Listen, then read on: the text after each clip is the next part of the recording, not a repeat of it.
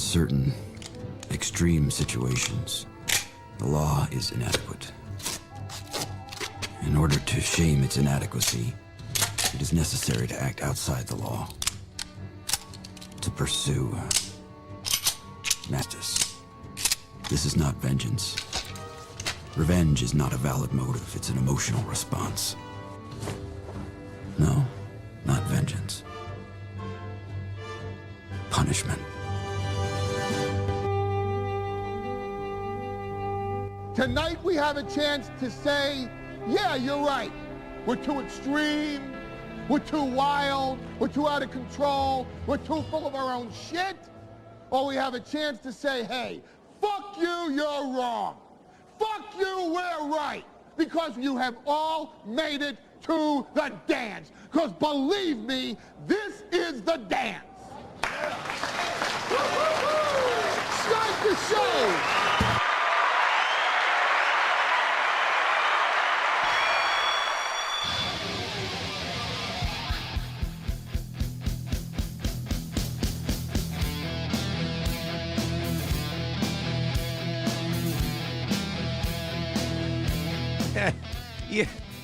You go away. You go away for a weekend. You know what? Let me tell you what I thought today's show was going to be. Hey, did you see that Rogan Trump thing? That's bananas. Hey, Jesse P.S. was on BYB. And I'm pretty sure he killed, not that show was really kicking to begin with, but Jesse from Pod Awful pretty much ended that show. Cheese is a mess, but I love cheese. I do love that the BYB people tried to convince Jesse that they were faking the cheese thing. It's like, guys, you got caught being weirdos. Just be weirdos. You guys don't have a reputation to kill. You can be weirdos, and it would actually make you more interesting. But that's the stuff I thought we were going to get to. By the way, good morning. Let's bring me up. I'm ready. Hey, everybody. Welcome to the show. Before anyone gets too excited or before anyone starts freaking out or anything like that, I gave Johnny the first hour of today's show off because of what we're going to talk about. I know when I talk about, it's been clipped to death and it's a funny little juxtaposition, but when I talk about stuff like this, I know Johnny kind of checks. I don't like when my co-hosts check out or make sad faces while I'm, really passionate about something, while I'm really interested in talking about something, because I look, always have, always will. These were my favorite days to do radio shows. I remember how excited I would be coming into the studio on days like this. And I still get very excited driving here from SP's. All I'm thinking about is today's show and the first hour and a half of today's show. And I don't want anybody to feel uncomfortable. I don't want anybody to feel weird. And if I'm really pumped about it, if I'm really excited and I want to dig in, which I do today, I don't want somebody there who's going to be less than excited or who's going to feel weird. I don't want to put them in that spot. So I told Johnny yesterday, I'm like, just sit out the first hour. I got this. Don't worry about it. I want to catch up from the weekend. And he goes, why? What happened this weekend? And I'm like, okay, good. Then just, you know what? Forget it. Just, sleep in, sit tight. We'll bring you in at 7. Because as I'm, thinking, wow. By the way, Victor, is there any way you can get me the Kevin Brennan, if you can find me a clip of Kevin Brennan and just get me the sound drop of him going, wow, because my girlfriend and I cannot stop doing that. My girlfriend and I got to her house yesterday, and she had just gotten a new bed. I broke the other one. Am I right, boys? And she got a new bed. She showed me the new bed. And the first thing we both did, it was disgusting. We both just go, wow. It's just, Kevin Brennan's wow is stuck in my head, and it's not going anywhere. So, Victor, if you could grab that for me, please. But Saturday, SP and I, we decided we were going to go to the Gopher homecoming game against Maryland because when I go to a game, I want it to either be like the ultimate showdown, like Vikings Lions, or I want it to be one where I know my team's going to kick, or at least I have a reasonable belief that my team's going to kick the shit out of someone. And the Gophers were going to kick the shit out of Maryland. We left at the end of the third quarter because it was a fucking bloodletting. But while I'm sitting in the stands, while I'm enjoying this wonderful day out with a gorgeous woman, and we go get dinner afterwards, and while we're sitting in the stands, my phone starts ringing. And I'm like, well, I'm not going to answer that. We're out. We're doing a thing. Whatever. Not important. Then I get a couple of texts. Then my phone starts ringing again. Then I get an email. And people are contacting me. And they're saying, and I found this funny, is like people should, I guess not funny, all things considered, once I checked in on it. But I did find it funny when I got an email from someone on the text line of this show, a fan of ours, wrote me and said, "Is April okay? She doesn't seem to be doing well." And and here's my thing. Like the whole weekend, I was like, why the fuck would anybody think that I would know if April was okay? Like, April tried to put me in jail. Like, why you think April and I like have the lines of communication open?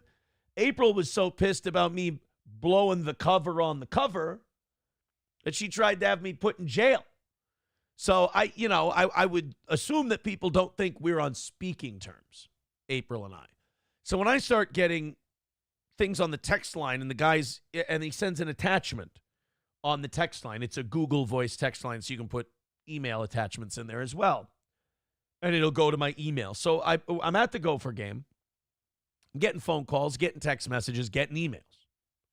Is April okay? So I checked this guy's attachment, and it's a bunch of April's tweets. And she's professing her undying love for Nick and how she wishes she could be with him and wants to see him and this and that. And it's her first tweeting since February. Like, she hasn't tweeted since February. So it's her first tweeting in over 8 months. And I'm reading these, and I'm like, oh, shit. And at first when I saw them, I was, oh, shit, in like, oh, shit. Like, I was like, at first I thought it was Nick tweeting for her. Like, Nick, I thought, oh, my, because Nick's been losing his mind now for a while. You remember last Monday he was in our chat, and he's been losing his fucking shit for a while now. Like, this is a man, southbound train on a hellbound track kind of a thing. And so I'm thinking, uh-oh, Nick's tweeting for her, because it was crazy. And it was written in Nick's voice. So I see those, and SP and I look at him, we're like, oh, Jesus Christ. Like, we're kind of looking at each other like, what the fuck is going on here? So I put my phone away. We watched the game, whatever. We're like, we were like, well, it looks like, check out Kiwi Farms, after dinner, go home tonight and catch up on everything. So I'm out. All that starts, and unbeknownst to me, it's going on the rest of the day. Like, and it's getting fucking wild. It's getting really fucking weird. Like, it is just the only way I can explain it. And there's now too many tweets for us to go over. I've got an hour to do this. And we'll do all your super chats and all that stuff. We'll get to all that. Oh, yeah. Anonymous says, according to April, it's your fault for the swinging. I saw that. And I've told the story of how it got started before. She's not right and she's not wrong. I mean, it's I could kind of tell after, that experience before her and I went to Las Vegas, I could tell that it was like an exciting thing for her. Like, I could tell she, whatever. And I was kind of at a crossroads of, I feel like if I don't mention this, I run the risk of like creating a real awkwardness in my marriage. And I feel like if I don't bring this up, I run the risk of maybe not losing her, but creating some resentment, like I took something away. But like I said, if you bring this up to someone, it's already over. So in my mind, I'm like, well, this is the next step to keep us going. So that in my harebrained mind at the time. But to say that, like, I talked to her, let me tell you something. Nobody got their arm twisted. Let's put it that way.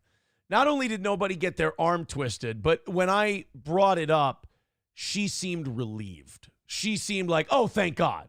Like, I was going to mention this, but I didn't know where you were at. Like, it was really, I was struggling with it big time. So I guess I struggled with it, and then I just went, fuck it. Let's just hear. It was, what did we say?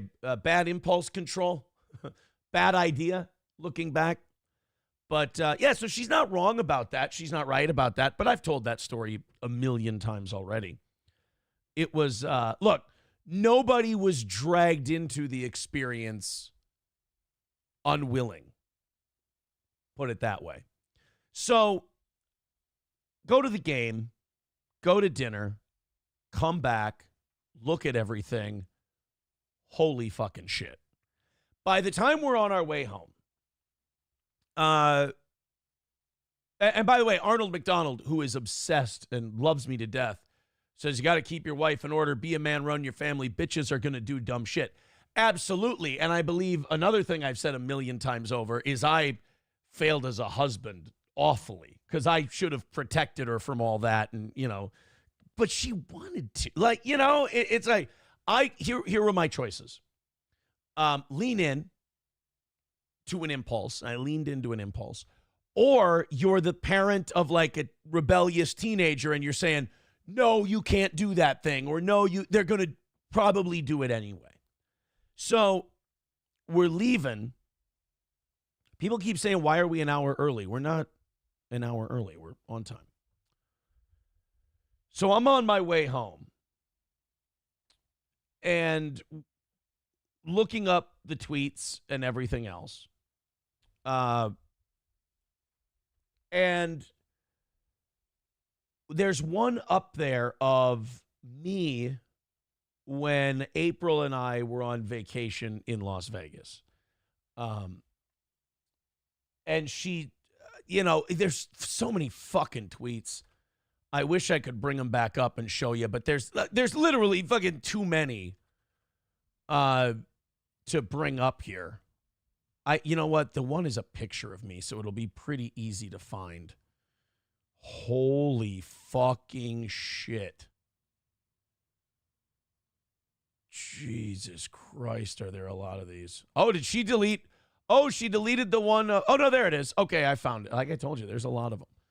So she wrote this tweet, and this is kind of when I went from, wow, this is wow, this is really entertaining. Like, holy shit, this is going to be fucking wild. I can't wait to follow this. That's where I went from that to something's wrong. I'm just like, uh-oh, something's not good here. And it was this tweet. I forgive this man. Now, I would assume that after divorce and all that in many ways we've forgiven each other. Like it's done, it's in the past. That's what putting things in the past means, is that, hey, look, que sera, sera, win some, lose some. It's a fucking George Strait song. When you get a divorce, it's over, it's done with. So as far as forgive, you either forgive each other or you get divorced, and the divorce is a de facto, I forgive you, take it easy. That's kind of how I saw it, was, the fighting over her drug use, all of the things that I did wrong, all of the things that she did wrong, all of the guilt and everything that comes with it, all is forgiven, fare thee well, have a good life. Apparently, we weren't on the same page on that. She says, I forgive this man, even if some things he does are really shitty. Now, from her perspective, I can absolutely see why she would think, me telling these stories and stuff is really shitty. It's embarrassing stuff. I'm embarrassed. So naturally, everyone would be embarrassed. But some of the things he does are really shitty. Here's my problem with that. When we were hanging out together, You know, I saw that Nick on his stream called me a snaky retard. Let me tell you something that's pretty snaky. When you tell a guy, you know, when you tell someone you think is your friend, like, hey, I'm worried she's doing too much of this, and I'm worried she's drinking too much. And that person goes, oh, yeah, I'm helping. Oh, yeah, I'm helping. Oh, yeah, I'm helping. Oh, dude, don't worry. I got your back. I got your back. I tell you what fucking snake he is. I got your back. I got your back. And then she comes back to you and says, he told me you said this. And I'm like, I never fucking said that in my life. I would never say that to you, about you, anything else. Like, if you tell him something you're concerned about in confidence, he'll take that back to the person, misrepresent your concern, and then use it to get closer to someone else. Like you want to talk about snaky. I don't even think the guy knows he does it. I just think it's a very natural thing for him. But at any rate, some of the things I do are really shitty. I can promise that some of those things I probably never even did. But I can understand why she would think the things I've done on the show and everything else are pretty shitty. I get that 100%. I still understand the good parts of him and hate the others. I will say this. From my perspective, it's time to let the hate go. I have, and it feels wonderful to let go of that hate. And I know that for YouTube drama's sake, this isn't the thing to say, and some of you aren't going to like this. There's been enough hostility, you know? There's been enough hate. There's been enough ugliness. And you see the people leaning into the ugliness, and you see the people leaning into the dirt and the bad shit. It's not going well. It's not helping them.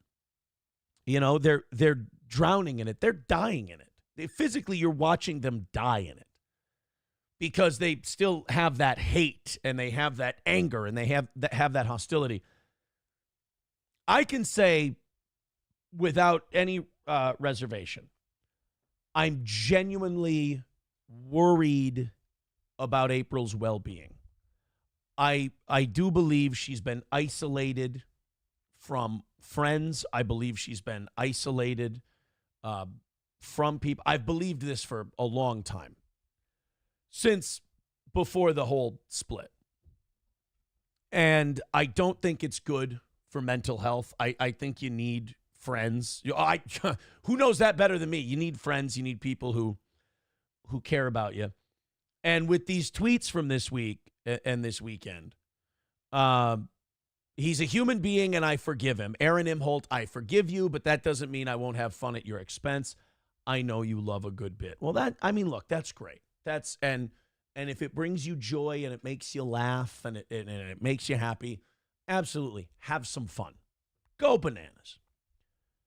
But I worry about the erratic tweeting. I worry about the tweet. A bunch of people got worried about her when she tweeted yesterday, I'm lost in the woods. Where do we have that one? Yeah. Malcolm X got this one.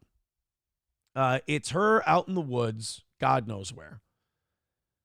And she writes, legitimately lost in some woods right now. Can't find my way home. I'm inclined to not care. And she's got a feather and she's got a stick. You know, in case you run into bears, you got to have a weapon. So she tweets that out, and you're just kind of like, what the fuck? Because it all very much reads like a heartbroken middle schooler. And they're tweeting song lyrics to each other from like Halsey songs. It's like a 17-year-old looks at that and goes, guys, time to grow up. So I'm a little worried. I'm getting, people saying they're worried. It turned into a pretty wild thing to observe, It turned into a pretty wild thing to observe. And I will say this about her part. People are saying, oh, was it really her? Oh, Nick was tweeting for her. It sounds like Nick. It sounds like, the way he speaks. Accurate. You're 100% right. It is written in Nick speak. But he's not tweeting for her. I can promise you she's tweeting for herself. For two reasons. By the end of the second day of it, she would have gotten a hold of the situation. Number two, and I mean this with all due respect, because I really am I don't want any more hurting. I don't want any more pain. I don't want certainly her to struggle. She's 29 years old. She's got a bright future ahead of her. I'm rooting for her. I think if she gets away from all this toxicity and this horseshit that she thinks is good for her, and I understand that, I get that, any port in the storm, who knows that better than me? But I do believe she still has a bright future ahead of her. I believe she has a good life ahead of her. And why wouldn't you want that for someone? Why wouldn't you? I've seen enough struggle. I've seen enough poison. I've seen enough anger. I've seen enough hate for 1,000 lifetimes. And I'm ready to see that go away. So I accept whatever the fuck that message was from her. I accept it. I receive it. I take it in the spirit with which it was given. She referred to me at one point as the love of her life, and then used the phrase love for me a lot in her tweets. I took that as past tense. I did not take that as, some people were like, oh, she's pining after Aaron. I did not take it as that. Talking about the dinners we used to go to in Las Vegas and, how much she loved it and this, that, and the other. Again, I take those all in the spirit with which they were sent. But it's weird. It's odd. It doesn't sound good. And, in my opinion, and people need to go on their own journey. I don't think she has to do anything. I don't think anyone should force her to do anything. People have to be empathized with, and they have to be allowed to live their own journey and whatever they want to do. And I hope she finds whatever that is. I do. I just, no more hurting, no more pain, no more struggles, no more kampf, if you will. Let's just everybody get their fucking shit together. Huh? Let's get our shit together. I will take questions. I will take comments. We'll talk about the Nick side of what happened this weekend in just a second. It won't be as long and involved as the April part. Oh, a couple other things regarding the April thing. I do have some bullet points here. One thing that I want to be known is people were fucking with her on Twitter. And, look, I get it. They don't know her, so they don't give a shit. She's a soap opera. She's an episode of television to watch. I get that. And they were fucking with her because they saw that she was mentally spiraling. She was not in a good place.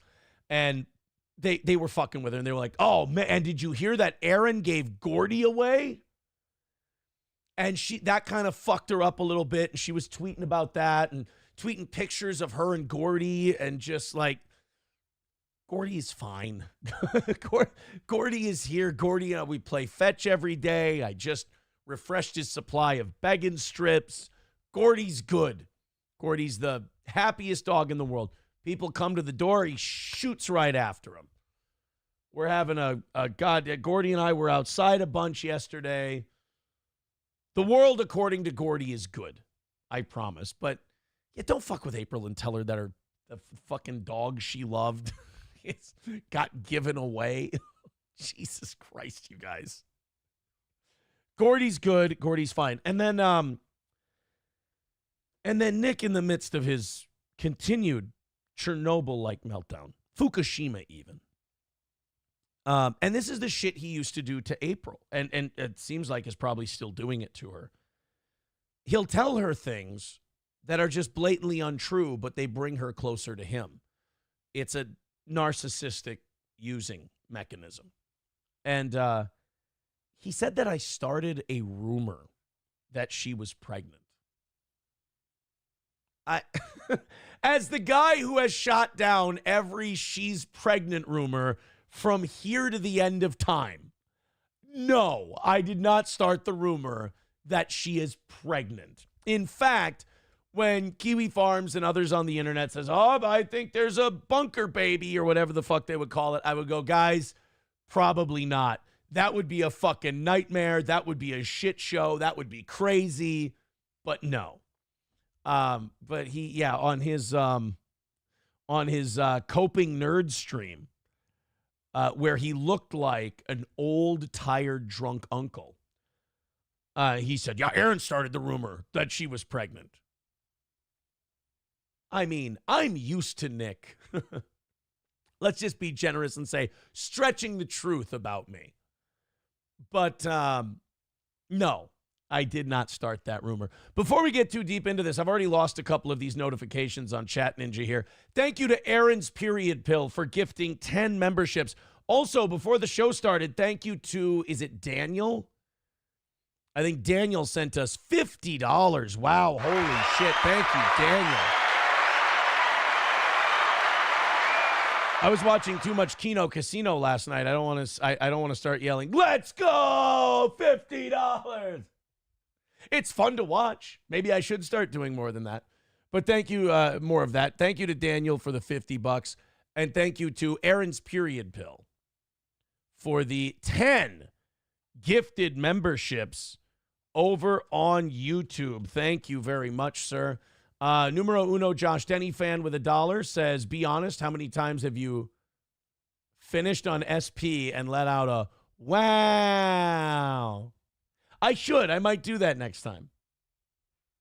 Wow. But, you know, the voice might be a little strained, but I'll try to keep the impression as honest as I can. Los Federales, reading from the book of Cuculations 3:12. Always remember, Aaron, a shoulder to cry on is a dick to ride on.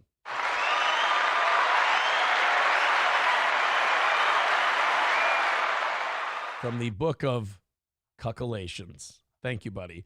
Numero uno Josh Denny fan. Numero uno Josh Denny fan for $5 says hi. But wait, but it's $1. I don't Bigot on Socialist Media with $13 over there on Rumble. Thank you very much, buddy. I appreciate it. You are too kind. Oh, man. Yeah. So, as far as this weekend goes, as far as the April part, I will wrap it up like this.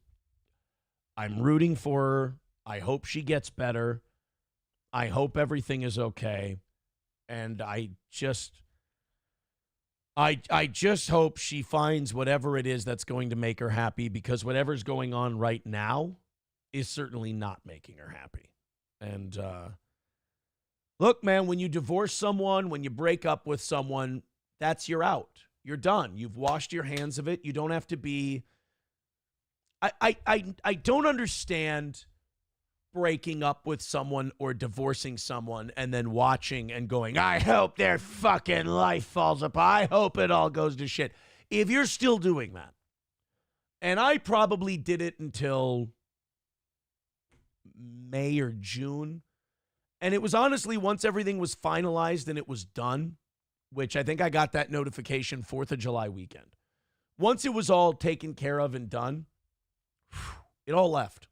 It all just went away. It felt great. If you're divorced or broken up and you wanted it, and I thought we both did. I thought we both wanted it. Thought we were both done with each other. But when it was all over, I just kind of went, wow. No, I was like, there it goes. That feeling, it's all gone. Like, it's just, it escapes.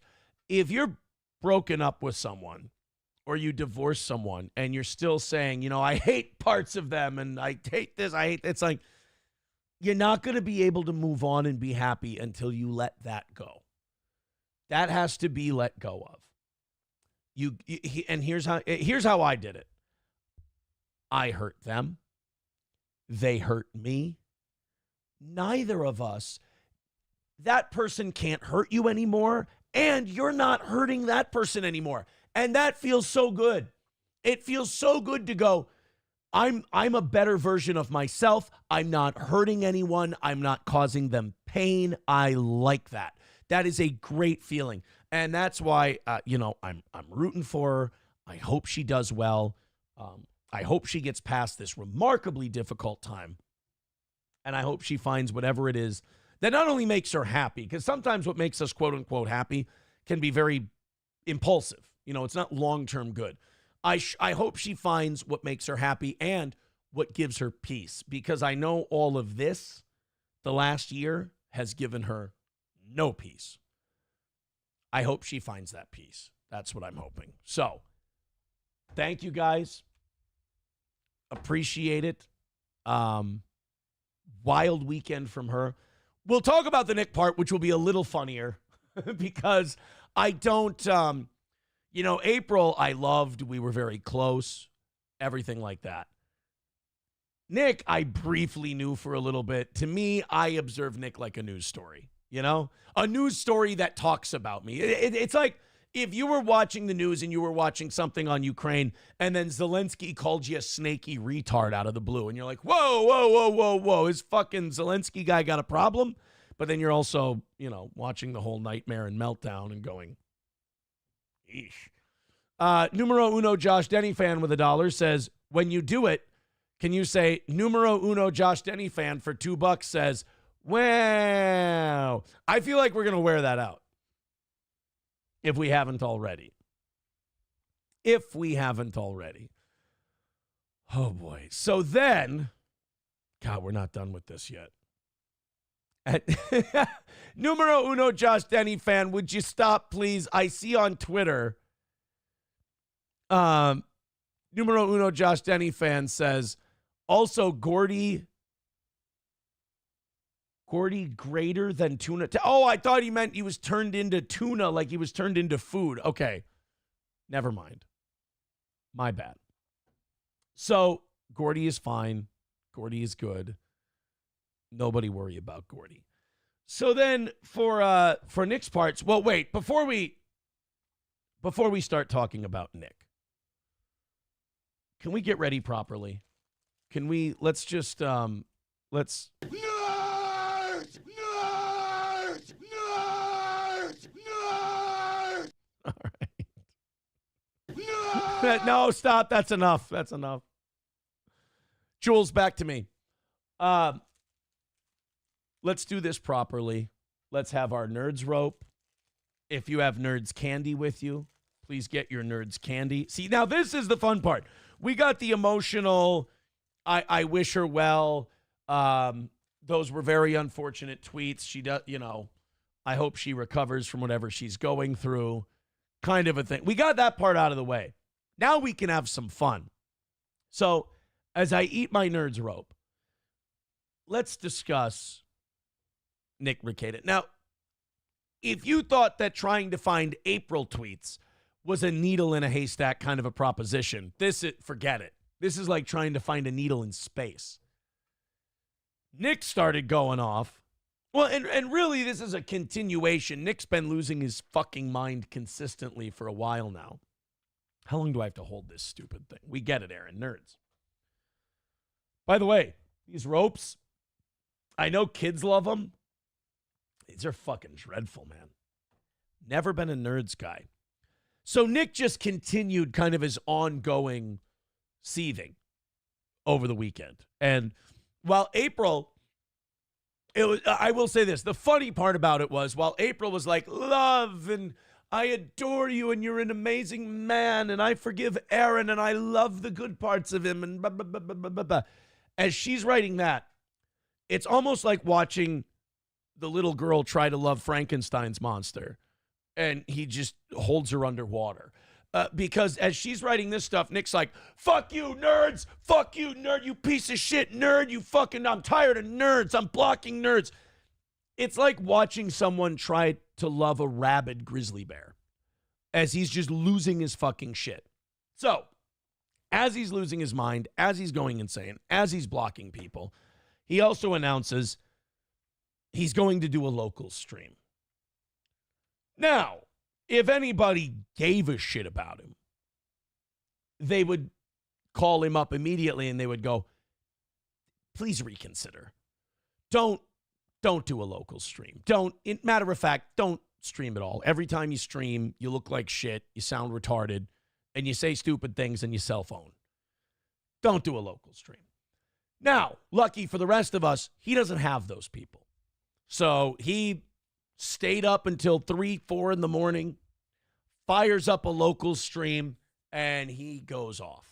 And everybody's stupid, and everybody's a fucking nerd. And if you don't believe everything he said, I mean, if you want to look up the walking, talking definition of narcissistic injury, go check out that local stream. But don't do it on Illicit Clips channel because those have all been taken down due to Nick being a copyright, as they say, flag it, as he's been flagging them for DMCA and having them taken down.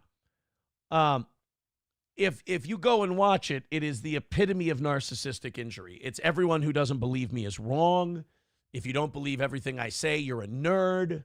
The further and further the message gets away from him and the darker and bleaker it looks, the worse this man gets. I mean, he claims that he's doing 3 different types of therapy in one of the clips I watched. I think he's probably watching YouTube videos.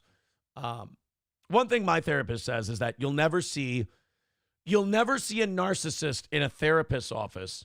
And if you do, it's so that they can play victim. It's so that they can use it as another cog in their victimhood machine.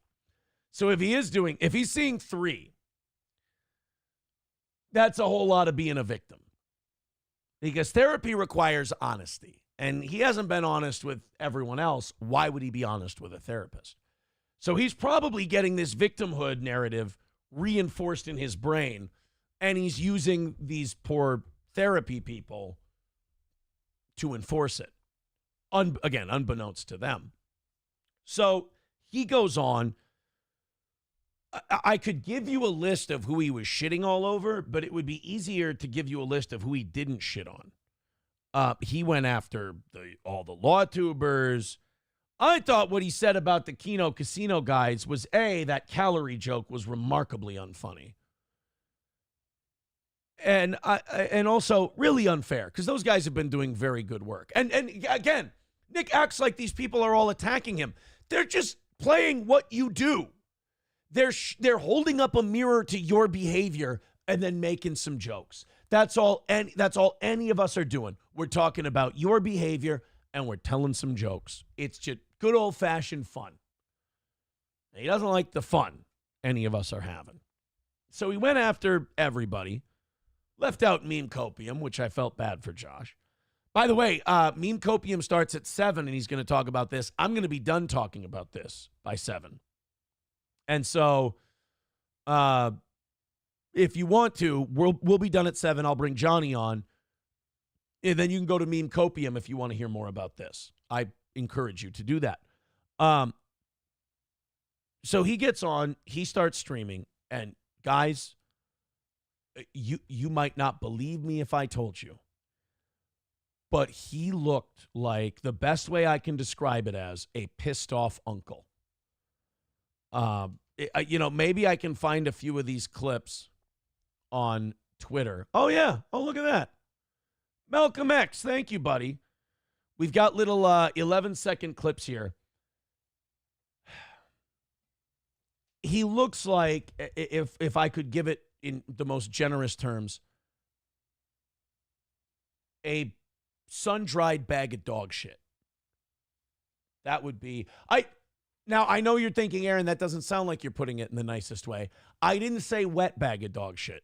It's been dried out by the sun. It's been left to set for a while. It's a better bag of dog shit than if it were fresh and wet.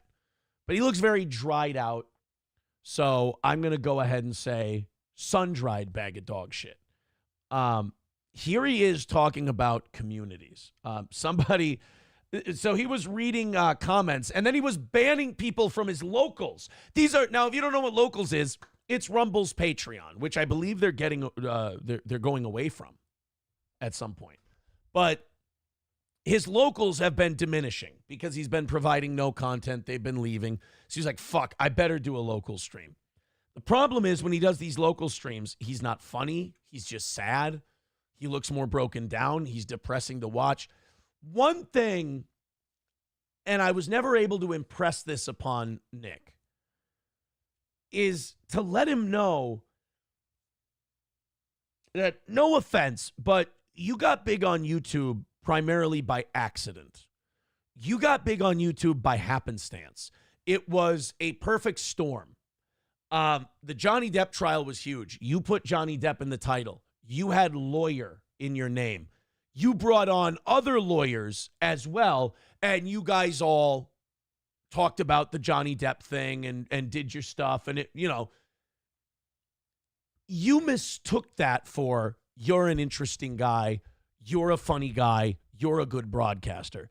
He's none of those things. Well, he has been interesting, but that's due to self-injury.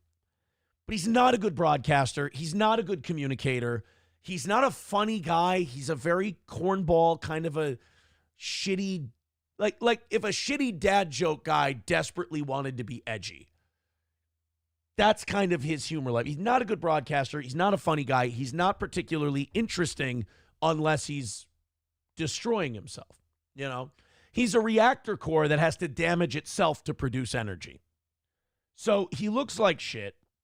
He's talking to his locals people, and even his locals people are going, this is fucked. What the hell? And he's blocking people in his locals. He was going on a blocking spree this weekend. So he's blocking people on his locals. He's going nuts. He fires up a stream. Also, if you look back at this kitchen counter, I can tell you if they did clean this house at some point, I can visualize the rest of this house just due to this, because I've seen this before. That house is a fucking disaster again, and it didn't take long. This thing is a fucking disaster. I don't know if he ever showed the sink at any point, but I'm sure it's full, or at least half full on both sides. He mentioned there's clothes up on the kitchen island. That means there's clothes on the floor in the hallway. Dirty and clean. Who can tell?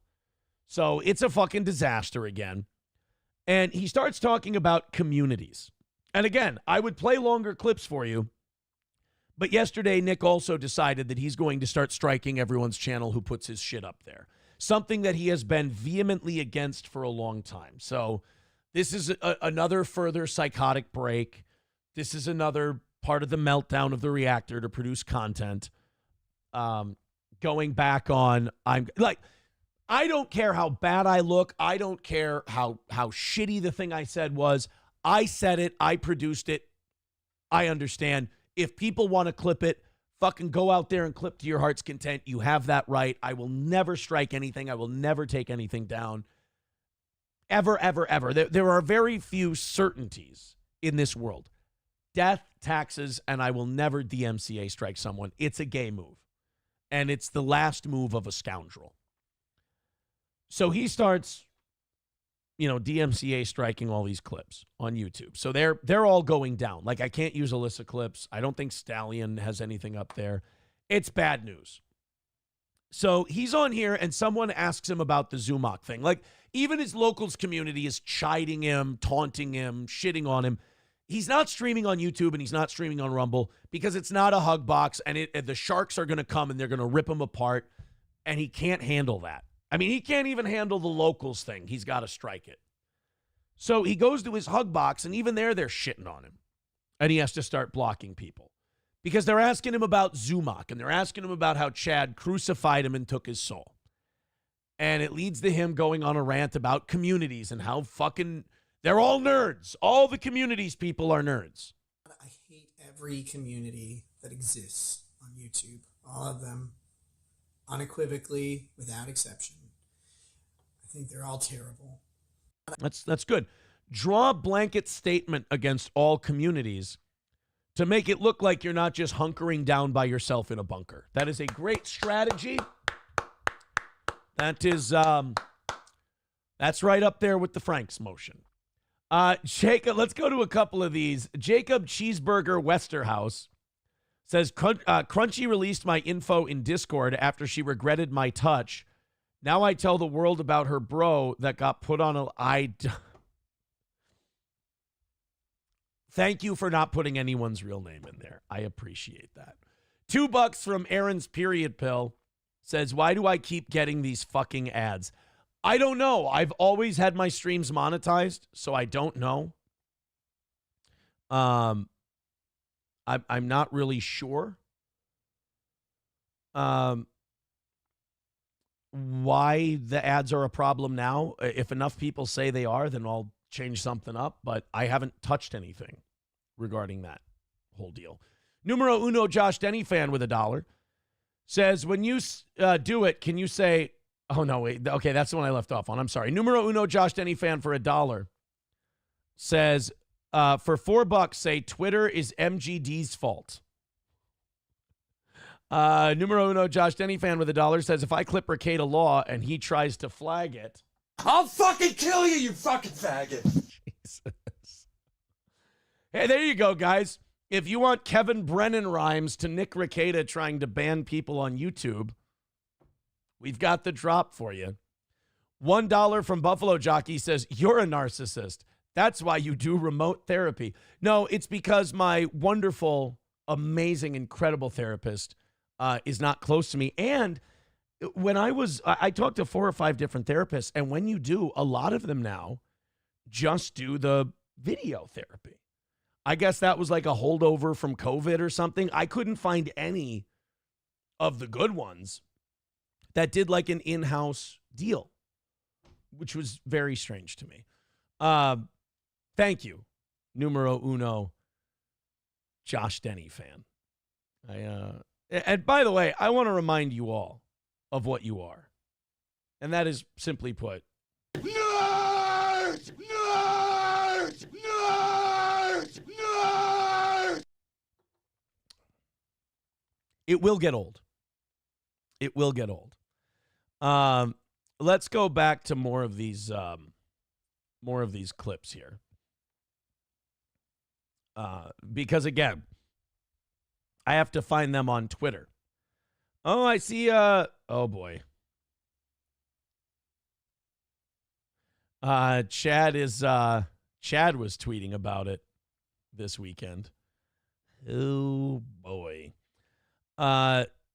Let's go into.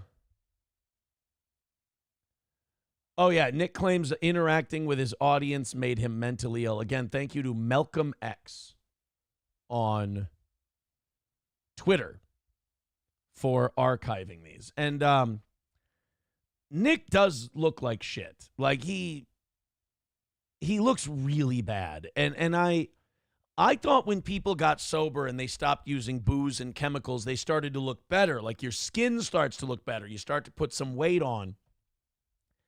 Haggard is a good word to describe his appearance. People directly interact with and influence streamers in ways that entertainment hasn't been able to be influenced before.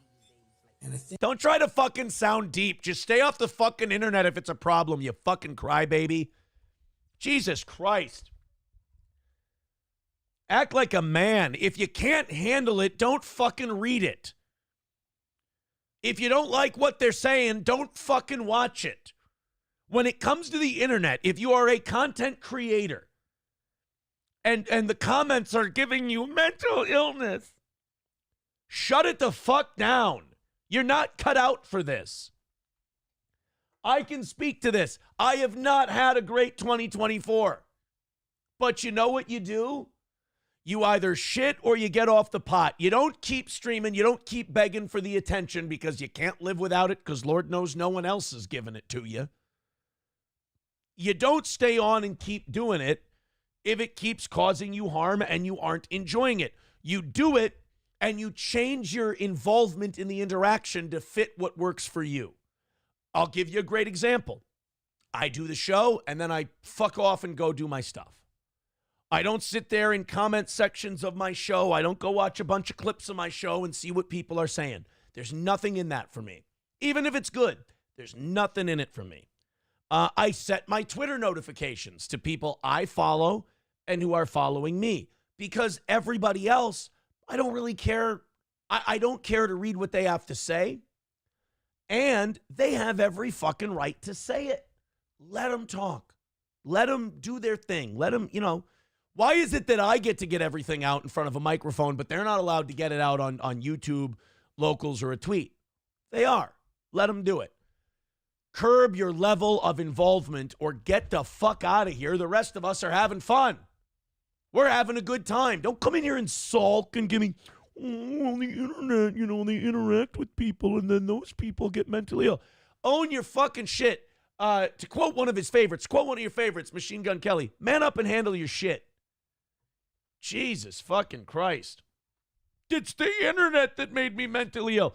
Have you ever been responsible for anything bad that happens to you? Ever once in your fucking life? Have you ever been responsible for anything that's happened to you? Jesus Christ. It's like talking to a mentally ill high school chick who just broke up with a boyfriend. Everything happened to her. Oh my God, people do this and people do that. Nick, if you are out and you meet an asshole, you met an asshole. If everyone you meet is an asshole, you're an asshole. Nobody bothered to teach him this. I think growing up, nobody taught him anything. I think what you're watching here, this haggard husk of a man, is a great example of affluenza and a failure in parenting. He was never taught how to be a man. He didn't have anyone in his life to be a masculine figure to look up to. Don't ever let money raise your kids. It's a terrible thing, and you end up with a defective product that needs to be brought back to the store. I think it has a real, potentially detrimental effect on mental health, emotional health, and all that stuff.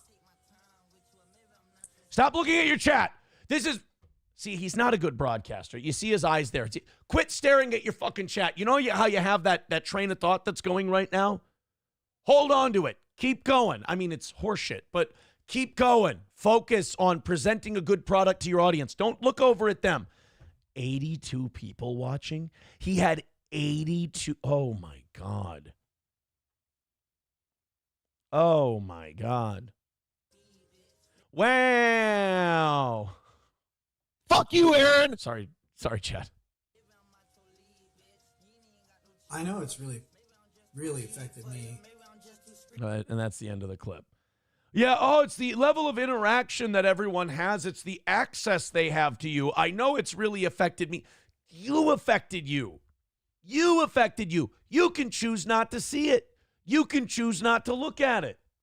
So do that. Try that trick. Or here's another trick you can try. You're not particularly good at this. You lucked out. You had a horseshoe up your ass during the Depp and Rittenhouse thing, and you made the mistake of thinking people found you interesting and funny. They didn't. You thought that you were the star of the show. You weren't. You thought you could just be you, quote unquote, or the you wanted to present to the world because you need to figure out who you are. They didn't want to see that, except to laugh at it. They thought you were, what's the word I'm looking for? Nerd! Yeah. Nerd! Nerd! Nerd! They thought you were a nerd. And they laughed at you. And that caused you to get worse and worse and worse. And now you are where you are now. And you keep thinking that if you just keep doing this, it's going to get better. Time has proven it indeed is not. Let's see if we have any more of these. Fresh from his Epic X meltdown, looking awful, fired up a stream, called everyone who thinks he'll... Yeah, this is... I don't want to play anything about the kids. That's the one reason I hope he gets the fuck off the internet and he takes care of himself and he tries to become a different person, because there's people who depend on him that he needs to get his fucking shit together for. Or maybe he doesn't give a shit. I don't know. But you never hear him speak for concern of the people he's responsible for. He always speaks about how he didn't do the thing you think he did to the people he's responsible for. Every time he talks about the people he's responsible for, it's all about how you don't understand his part of it. You don't understand that he's not a piece of shit, that he's a really great guy and wonderful. Like, dude, that ship has sailed. You know, he was saying the cocaine test. We asked them to retest it and they wouldn't. That's a lie. They always retest them. When it comes up positive, they retest. It's been retested. You know, again, that high school ex-girlfriend thing where he's just like going to ask the same question 15 times, hoping he gets the answer he wants this time.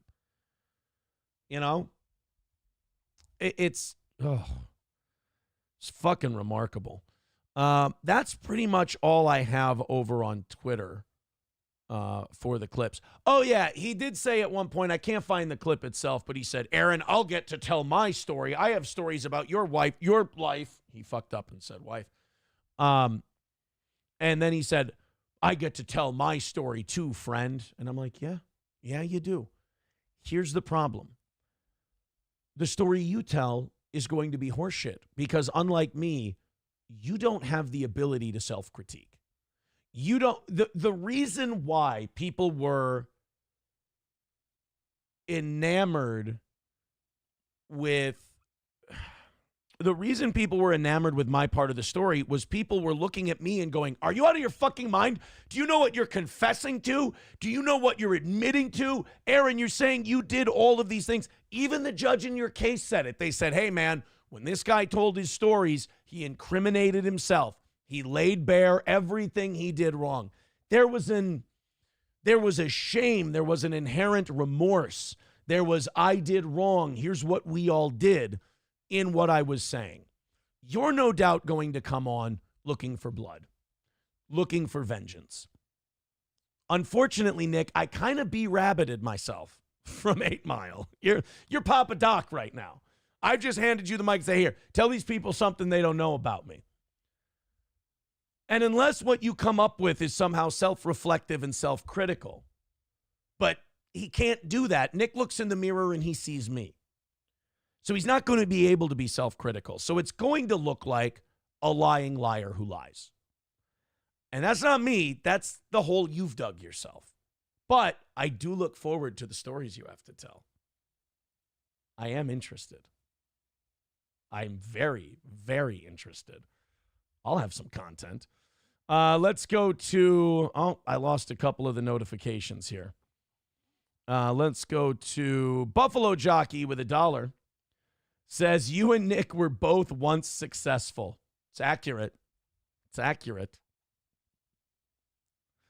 Oh, boy. Let's go to Aaron's period. Oh, I'm sorry. Bridget Von Hammerdiff with $5 says, why won't Rumble pause? Why all the ads? Aaron doesn't know. Won't investigate either. I can look at, like I said, I've not touched any of the Rumble or the YouTube settings. I can take a look after the show. I apologize for that. Scarebro with $1.99 says, check notifications. Is Nick not inhaling? Well, you wouldn't be able to inhale your vape pen either if you were huffing your farts so deeply.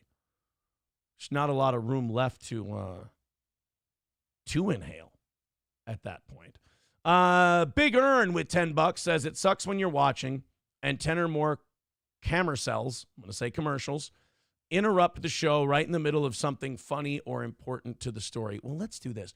Why don't we just turn off delay ads? Let's do that. We're going to delay ads. And we're going to get, I don't want people to, here. Let's turn ads off. There we go. Let's just turn them off for right now. I don't want anyone to complain. I don't want anyone to be upset. Thank you guys very much for that. I mean, really, unless you guys have something to ask, unless you want to send something in and you got a couple questions, I say we cut the nerds rope on this one and call her a day. I don't think I have really anything else to say about what's gone down this weekend. Again, oh, man. You know what? I have to apologize. That is not bad. I mean, I can taste the cavities. I can taste how bad this is for, like, your teeth and everything, but that Nerds Rope, not terrible. I mean, it's not, and I'm going to sound like an old man here, it's not $2.09 good. Fucking candy, man. I don't want to do this. I don't want to do the back in my day thing, but now I'm back in my day old. 37. I'm back in my day old. Back in my day, we'd take $3 to the Quick Stop in Shoreview. We'd bike to the Quick Stop through the open space bike path. We bring $3 and you get a shitload of Airheads and a 20-ounce Dr. Pepper. And your $3 was good for that. And now a fucking Nerds Rope is $2.09. Oh, look. Now I have a gay bracelet too. All right, let's get Johnny in here. Let me get this loaded up, and we'll throw Johnny up on the business here and get him. We're going to talk about Rogan and Trump. We're going to get that out of here for a second. We're going to talk about Rogan and Trump. We're going to talk about we got a bunch of clips for you today. Before we get Johnny in here, if you have any questions, throw a super chat, throw something in the Rumble rants or whatever. Throw something in PayPal. We'll answer all your questions. I'm a question answering son of a bitch. We'll get that all taken care of for you. Real quick, I do want to throw this out there. This is for one of our fans, Thomas. Thomas has a spot fund. Thomas's wife, Martha, needs a kidney transplant. And he has a spot fund link that if you'd like to donate, you can. His wife, Martha, has been placed on the liver transplant list, diagnosed with non-alcohol cirrhosis, as well as having 2 cancerous lesions on her liver. She will be going for the first steps to have the lesion burned to slow down the progress long enough to make it up the transplant list. Understand we do have medical insurance to cover the actual medical. We are looking for assistance with expenses due to lost income from having to miss work to make appointments and expenses incurred from traveling to and from appointments. The goal set was just over 1 year of my salary, as this is the estimated time needed from now until the transplant and allows for me to be home with her for a time during recovery. Let me put this link in the chat, and then you guys can do with that what you will. There you go. Check it out. Thank you, guys. Buffalo Jockey with $1 says, you're only 37? You have some city miles on you. Thank you, buddy. TDR Shit Show says, ads on Rumble are ridiculous, trying to sell absolute crap. They play almost every 5 minutes if you're not watching live. Well, that sucks. Well, I'll go in. I'll fuck with those settings also. I'll fuck with all the settings, and I will. I'll make sure we make that a more pleasant experience for all of you guys. But there's the links for Thomas's spot fund me for his wife and the liver deal and all of that. If you guys want to check that out and throw a few bucks at it, certainly Thomas would appreciate it. We'd appreciate it. Thank you very much. All right, let's get Johnny's ass in here, shall we? Let's copy the invite link. Let's go over and message Johnny Crutches. Paste. Boom. There we go. I said 7 o'clock. It's 7:01. Look at me being all punctual and shit. Let me move over. Let me make room for John. And then, like I said, we've got ourselves a fine program for you today. We got to go over the Rogan Trump stuff. You know, a lot of people said, well, the Rogan Trump thing was boring. I can't disagree. I wasn't wildly entertained by it. I didn't think it was, the greatest interview that ever was or ever will be. I don't think Trump hurt himself. I thought he came across as much more likable than the media portrays him, a lot more personable. So I thought in that regard, he did well. Everything else, just kind of it was a 3-hour chat between two guys, not too much on specifics. And I didn't think it would be. It's a Joe Rogan interview. Buffalo Jockey with $1 says, I never experience ads on Rumble. Stop being poor and pay for a subscription. Aw, shit. Well,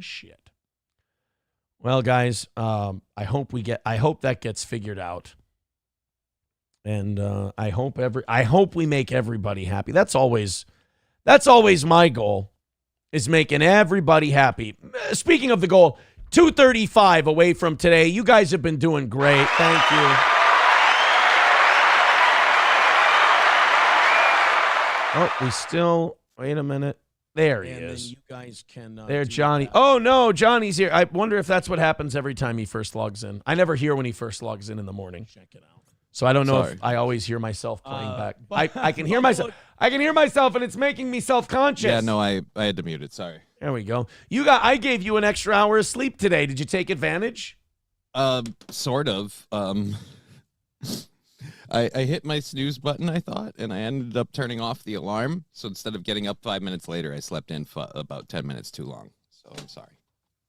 That's fine. I went a little long myself by about a minute. I went 1 minute long. I said 7 o'clock. It was 7:01. Now Meme Copium has taken the ball, and he's going to talk about the weekend. So everybody who wants to hear about that can head on over to Meme and can enjoy that. We did peak out at over 1,000 people this morning. Thank you guys for that.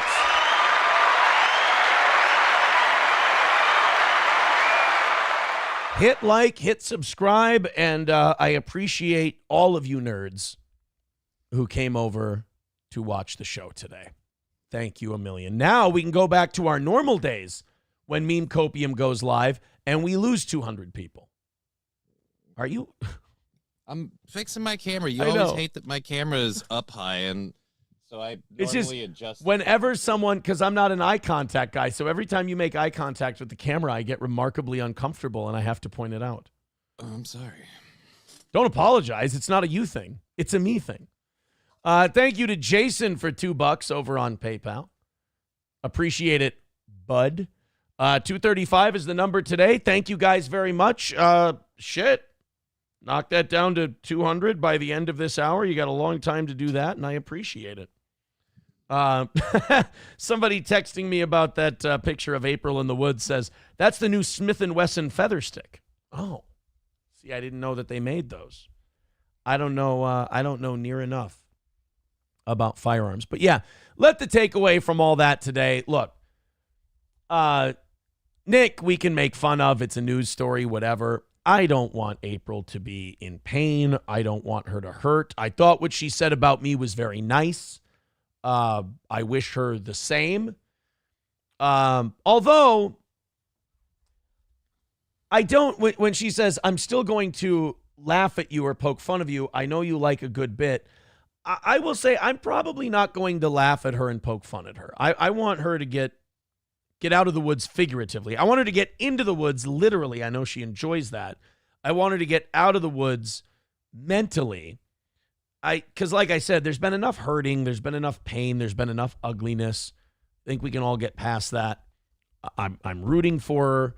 I hope all this toxic sludge that's built up in her system, I hope she gets away from that, because I think still she's very young and she has a bright future ahead of her. You know, she's not, like, she's going to be 30 this year. 30 isn't a fucking death sentence. Like, nobody is at 30, you know, who they're going to be at 40. It's not like you hit 30 and it's like, well, you're fucking done. Time clock off. Forget it. She can still go off and do some good things. And I hope she does. All right, Johnny. Full show today. A lot of shit going on. Would you call yourself a nerd? Would you say you're a nerd? Oh, definitely. I'm better- totally a nerd. I play World of Warcraft. I have a shit ton of video games and sci-fi movies. Yeah, I'm a nerd. You better fucking stay away from Nick then. He does not like nerds. All you people on the internet are just a bunch of nerds. Oh, people did bring up the flagging thing. Yeah, he is threatening to copyright strike now people who clip him, which is a shitty move. It's gay, but I think you can make an exception, because, like, when a guy's in the middle of a meltdown and he's breaking down and he's completely broken psychologically, why would you expect that part to stay intact? Like, people are like, oh, can you believe he's doing this? Can you be? Yes, of course I can believe he's doing this. Like, that's what happens when you're melting down. Everything goes, you know? It's not like, everything breaks on a car, but you're like, oh, man, but the alternator is killing. That alternator's doing great. No, everything's going to be shot. It's dead. Breaking news. Famous comedian Amy Schumer says she will move to London if Trump is elected president. Yeah, didn't she say that last time too? Yeah, but, well, in fairness, I do think she means it this time. Really? Yeah, I think she means it. She looks like Amy Schumer wearing a fat suit for a remake of Shallow Hal. Like that's the vibe I'm getting from Amy Schumer in this one. Well, we have AI now, so we could just have Amy Schumer be in a remake of Shallow Hal, and she could play both roles. We'll just use Amy Schumer and AI early Amy Schumer. Oh, okay. I thought we'd have to get her like the Professor Clump magic weight loss juice from the Nutty Professor. No, we are gonna probably have to put her in one of those like Marvel Hulk like CGI gray suits. I don't know if they make one in her size, but yeah. So she'll have to wear that so that way they can track it, edit her out. Buffalo Jockey, thanks for the $1. I disagree with you, buddy. Zen Man builds with $1, says, "Woo, Johnny playing wow, nerds unite." Yeah, that's how we say wow. Yeah, I heard. Wow. Interesting. Well, I will say, that was all very personal for me, so I wanted to take an hour and do that. I of course, don't want to just move on without asking if you have any thoughts or anything you wanted to say on the matter, because now you're all caught up. Yeah, I'm sad for April, because like we were friends. I would say we still are, but I haven't spoken to her in forever, and I'm sure whatever. But yeah, just like. I'm sad that she's going through all of that. Yeah. And for Nick, like canceling a subscriber only, like paid subscriber only, like canceling people that have subscribed to you that are paying you every month, probably not good if you want this thing to keep going. Yeah, you can't cannibalize. I mean, you're already down to 80 some people watching you. And you're really relying on just the people that are the most supportive. So I mean, yeah. Literally at this point, if they're paying you just to kick you while you're down, unless you don't want or don't need the money, like that's kind of what you're in for. The difference between 83 people watching you and not having a show is, that's one slip up away from just not having a show. I know. I'm worried every day. Oh, sorry. But you're on this show. Yeah, I'm on this show. Yeah, I can buy out that I have mild relevance. Totally. There we go. It's totally I'll use you for my survival. There's a smart idea. We need more of the 1,000 people at a time to go over to Johnny and make it closer to 1,000 people at a time at 2:00 in the afternoon on Just Kidding LLC. That's what you can do. Okay. Let's go ahead. Dissident says, interesting that Amy Schumer said she would go to England. I was for sure she'd say Israel. Yeah, I mean that. There you go. She could go to Israel. Amy Schumer, she'd be welcome. Ep didn't says Locals is not his show. What the fuck are you talking about? What are you talking about? What did I say? I thought he was just doing his show on Locals right now. I said having 83 people watching you is this close to not having a show. That's what I said. You ever hear someone say something and then you just look around, you just go, there's nobody in the room, but you still go, what did I say? What What the fuck did I? What am I fucking talking to myself over here? Buffalo Jockey, yeah, I'm sorry, buddy. Thanks for the $1, but you're pretty. I mean, that's a pretty jaded take. I wasn't married to Bam Margera. I never loved Bam Margera. Bam Margera, like Nick, is a news story to me. That's why I can make fun of both of them so much. I barely knew that guy. No, I don't think anybody ever really knew that guy. So I can make fun of him. It's a soap opera. It's a news story to me. The other one I was married to and I loved very much. And, we made a lot of wrong calls with one another. And we fucked up a good thing. And nobody should have to pay for that. Like she shouldn't have to pay for that with her sanity. So I'm rooting for her. So yeah, I don't see the connection between April and Bam Margera. And even when we were doing the Bam Margera stuff, there would be moments in even the Bam thing where we'd be like, Jesus fucking Christ, this is getting sad to watch. Right. Like even and I mean, I noticed you didn't say that in listing the differences, you never pointed out that you never slept with Bam. Interesting. I like to create an aura of mystery, if I could. Let's talk about now. Did you have a chance to check out the Joe Rogan, Donald Trump conversation? No, I've only been seeing people reacting to it, and I've been like, oh God. I haven't seen a lot of reaction to it. What have people been saying? Because I know tens of millions of people have watched it, but what have they been saying? A lot of people, like Rogan fans and Trump fans, are like, this is the greatest thing. He's totally going to win. This is like that. And then everybody else is just saying, Joe Rogan spreading more misinformation. CNN released the thing of like, all of the lies that Donald Trump told on Joe Rogan, we fact-checked, like the usual shit. Okay. Joe Rogan, I just want to see how many views this thing has. Yeah, because I didn't see a lot of people going ape shit one way or the other on it, and I was kind of glad, but maybe I wasn't digging deep enough. I was glad to see that nobody went too crazy, because to me, it really, I hesitate to call it an interview. I thought it was just a 3-hour talk that the two had. Yeah. So most of the Rogan show is just talking. Yeah. Like, it's not like a strict interview show. He doesn't ask hard-hitting questions. He kind of has a conversation, and it goes where it goes. 33 million views so far on YouTube alone for Trump and Rogan. 33 million views. Like, there's how pissed is the regular media right now? I was just going to say, like, there's I'm not acting like regular media is dead or anything. It's certainly not, because all of regular media, you could go on every single cable news show and 500,000 to 1 million people will see it, maybe more.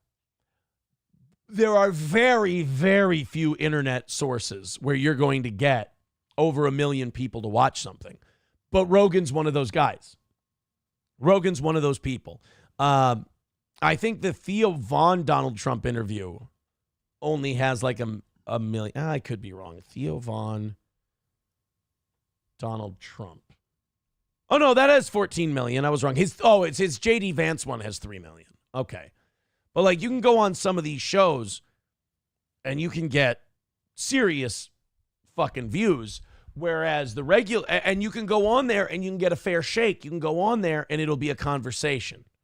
Whereas you go on with the regular media and they're going to have an agenda. They're going to treat you this way. They're going to treat you that way.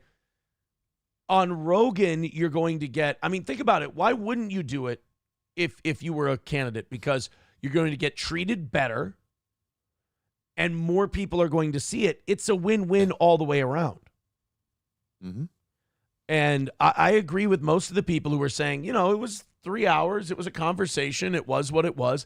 I didn't think it was particularly exciting. I didn't think it was, I didn't think there was a lot of big revelations in it. It was Joe talking to Trump. And, numero uno Josh Denny fan says it was a total ball washing session. There were a couple times in that interview where I watched it and I was like, liberal thought piece is going to be written here. Liberal thought piece is going to be written here. Like, everybody's going to project on Joe all the things they wanted to happen that didn't. Right. And so if they wanted him to press Trump and he didn't, they're going to be like, oh, Joe Rogan blows Donald Trump live on his podcast, just sucking Trump dick, That's why I almost you get more views, you get more attention, but in a lot of ways, it's like, did you actually accomplish anything? Because everyone went into it with like a preconceived notion of who Trump was and who Rogan was. And if you didn't fit that narrative, you were either a worse person or the worst person for some reason. So, well, I think the nice thing about the Trump or the Rogan thing for Trump is that Donald got to look more human. It wasn't sitting down with a combative interviewer. It wasn't sitting down with someone who doesn't want him to win and they're kind of busting his balls. It's not like the 3-on-1 that the debate was. It was just a guy who would ask him questions and let him talk. And if your criticism of Rogan is, well, he wasn't critical enough of Donald Trump, well, accurate. That's fine. He doesn't do that. Rogan, he kind of lets people bullshit on his show, and he doesn't really put their feet to the coals most of the time. Not even a Trump thing. Right. And Guy Sartell nails it. Donald Trump kind of controlled the conversation and controlled the room. He gave big, long answers. As he put it, he would weave in and out of topics. It was, Donald Trump did a really good job. He seemed a lot more personable. He seemed a lot more likable, and I'm sure he won a few people over. That's just it. Like, if Kamala goes on Fox or Trump goes on MSNBC, they're not winning anybody over. Right. But if he goes on Rogan, he might sway a few people. For sure. Well, I mean, then in theory, all Kamala has to do is go on Rogan and just appear as human as Donald Trump, and she could have that same power. Well, and they talked about that. They talked about Joe trying to get Kamala on the show. And of course, Trump got his digs in where he's like, she's low IQ. She's not good. She's not going to do a good job on your show. She's terrified she won't do it. And Joe Rogan's like, well, I just have a conversation with her. I just want to talk to her for 3 hours. And my like line we're of doing with you. Yeah, my line of thinking is there are things that Trump does well, and there are things that Kamala does well and doesn't do well. And I think something like the Joe Rogan podcast would be a bad thing for her. Yeah. I don't think her working long form for 3 hours is a good idea because I believe she's kind of a classically trained politician, trained to speak in sound bites, and giving honest thoughts and elaborate answers on shit like makes her break out in hives. Yeah, I think Word Salad Lady won't do good on a 3-hour long form show. No, I don't think she'll do a good job. So I would stay away from the Rogan thing if I were Kamala, especially since what? Dude, are we 8 days away from this fucking election? Yeah. We're I 8. can't wait because I'm tired of the news. Oh, my God. I have to go vote in 8 days. Does it matter? We're in Minnesota. I suppose the local stuff does. You know, in 2016 it did. It was really close. Okay. In 2016. So I won't say it doesn't matter. I'll say it matters more in Wisconsin. How's that? I'm only going to vote because I get like a whole bunch of like cut in line stuff with my wheelchair. So it's just like it's a real quick thing.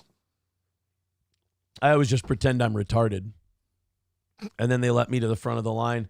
And then real they just, stretch, isn't it? Yeah, it's really work yourself to get into that character. It's really a Daniel Day-Lewis-esque performance from me. I am a retarded man. Hi, I drink your milkshake.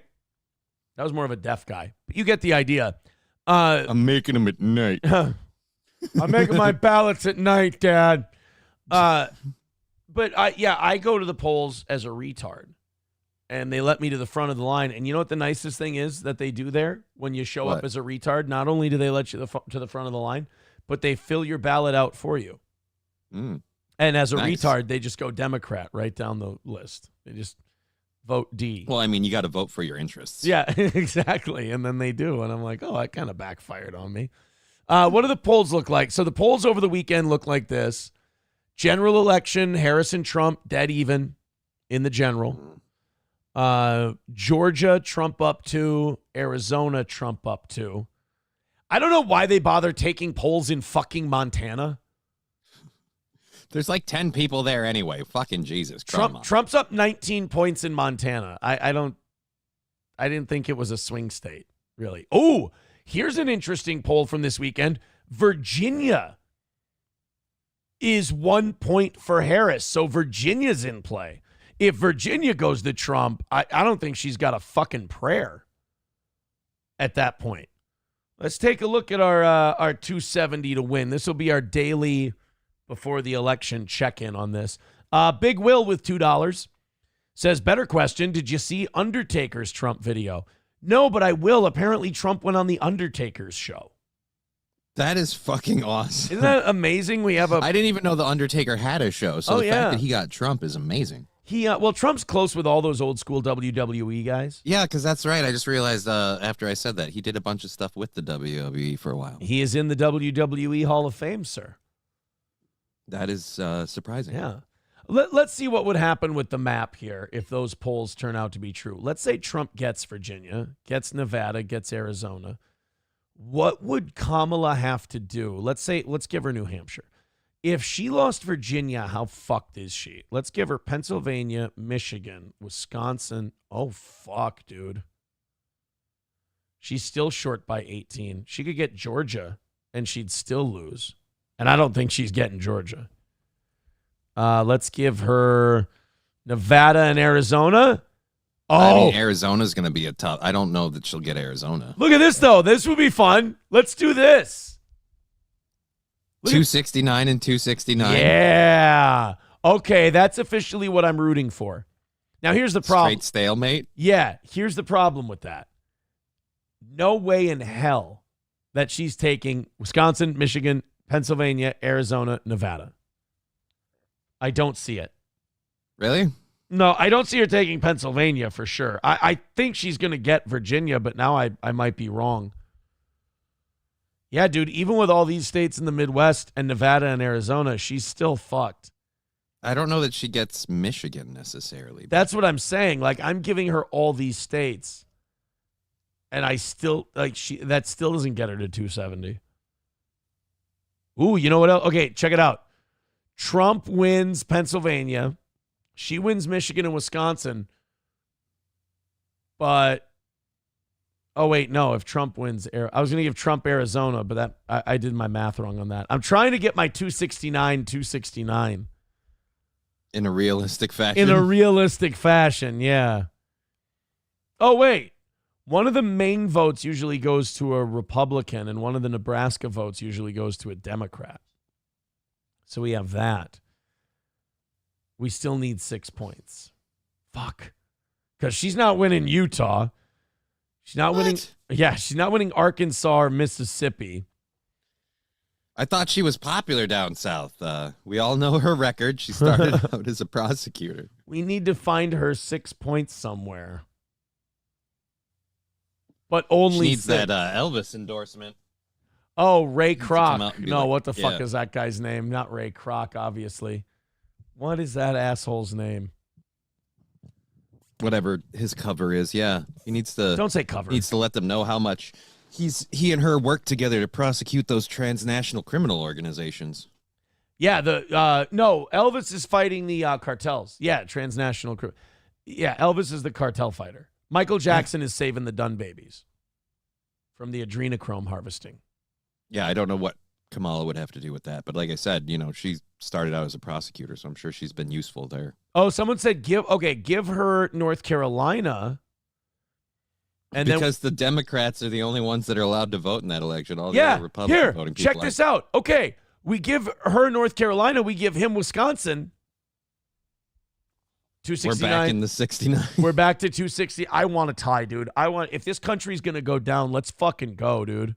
If we're going to burn it all down anyway, let's burn it all down without a clear winner. That way we're all justified. The only problem is I see no way in hell that it shakes out this way. I want it to. Believe you me, I want it to. I mean, North Carolina could just because of all the shit that's going on over there, but... How did I get her to 269 before? He got Virginia. I don't know. I think either Pennsylvania or Virginia, one of the two. No, Oh, yeah, there it Pennsylvania's is. way more- So yeah. she takes Pennsylvania. He takes North Carolina and Virginia. She has to take all these Midwestern states. Let's get there, man. Let's fucking go. Let's get a tie and let's have a complete shit show. Let's make this country earn it. 383 Novocaine with $1 says, how did Kamala do speaking at the black church? I don't know, y'all, but I bet she put on this voice. I love to give Hillary Clinton shit, and she deserves it for the I ain't been a long ways tired. But like Obama and Kamala do the same shit. Right, but they get a slide on it more because apparently when a person of color uses a fake voice in front of people of color, it's okay. Yeah, like Obama gets in front of a white crowd and he's, America needs to be changed. It's going to be a change in this country. And then he talks to black people and it's just like, now I know y'all want to see something different. I know y'all want to do a little shucking and jiving with me. Like he gets real fucking... They did a literal Key and Peele sketch about it where he went down a line of people like, thank you, my brother. Oh, that's right. I Yeah. remember that. Yeah. Kamala does the same thing. She gets in front of a black crowd. She's like, y'all need to know that I ain't fucking around no more. She gets in front of a white crowd and she's like, I just believe that diversification of our portfolios is something that we need to. That's when she gets in front of a Jewish audience. I'm sorry. Trump just gets in front of a black crowd and he just does his fucking old white guy shit. Just does the same thing. $1 from Zen Man Build says, as much as I would love Trump to win here in Virginia, the tards in Northern Virginia outnumber the rest of us and screw it up for the state.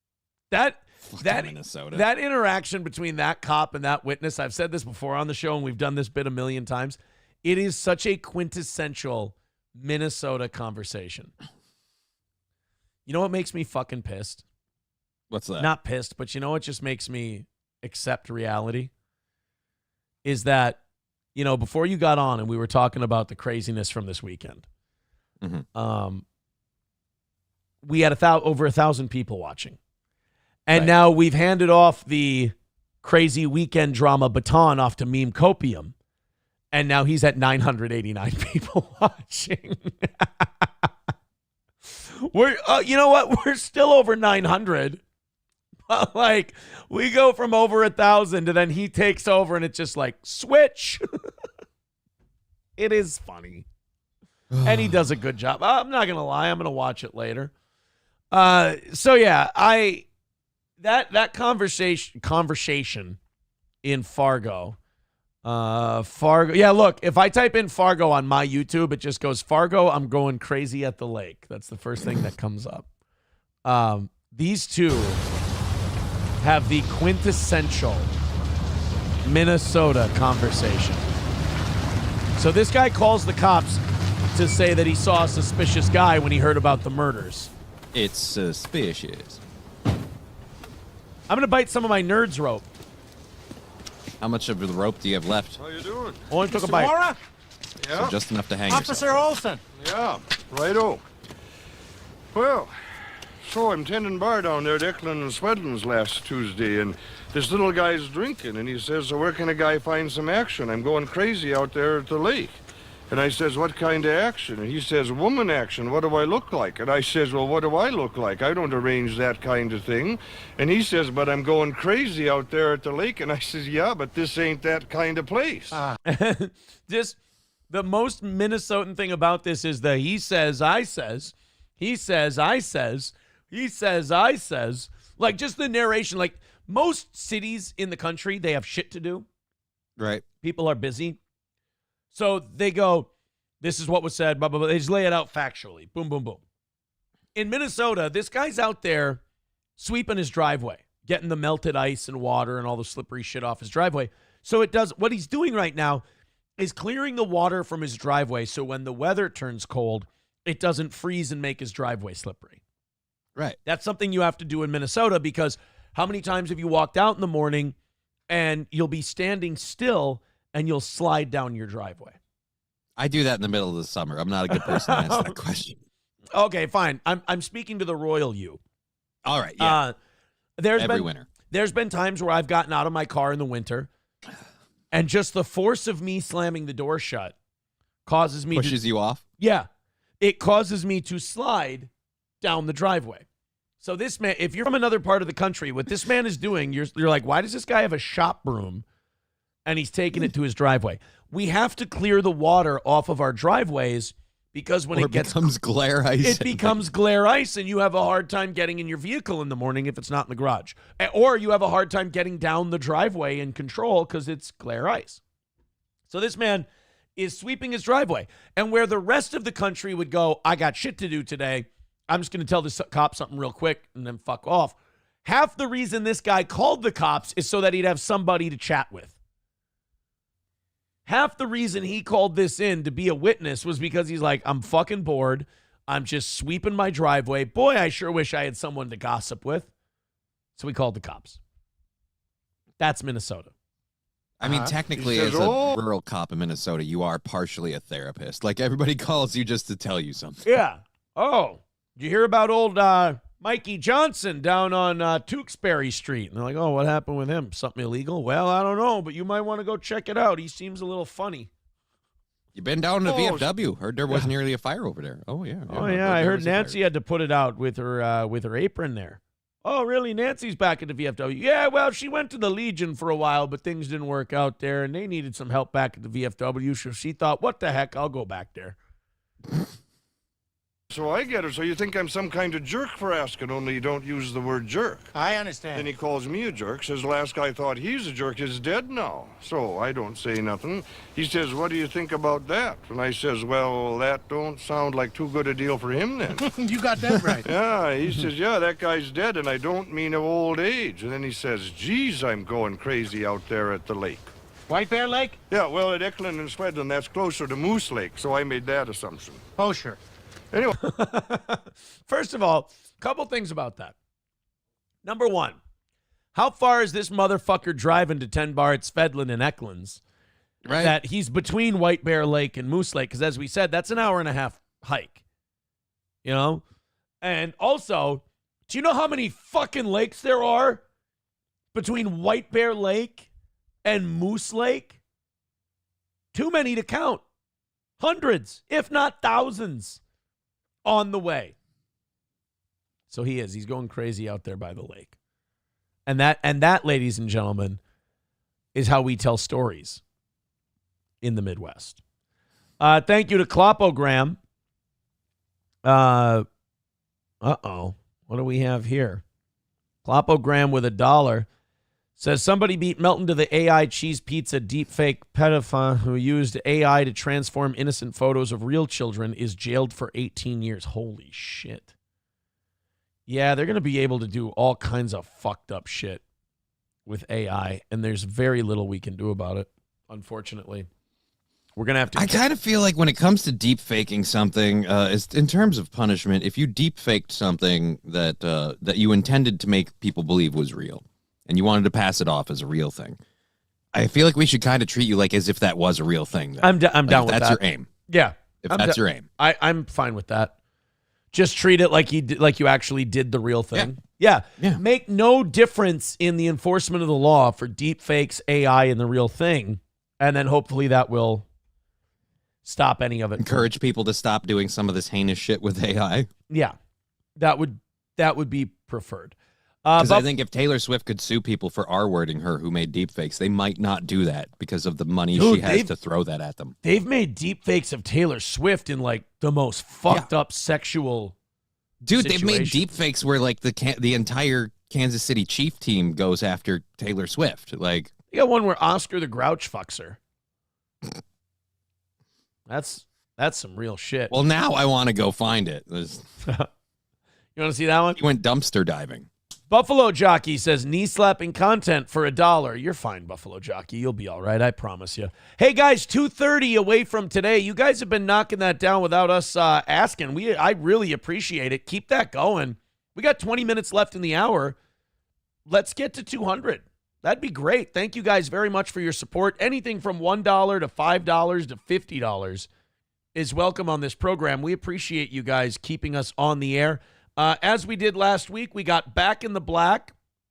So this next month of Steel Toe will be profitable if we continue to hit those goals. So thank you so much for all of that.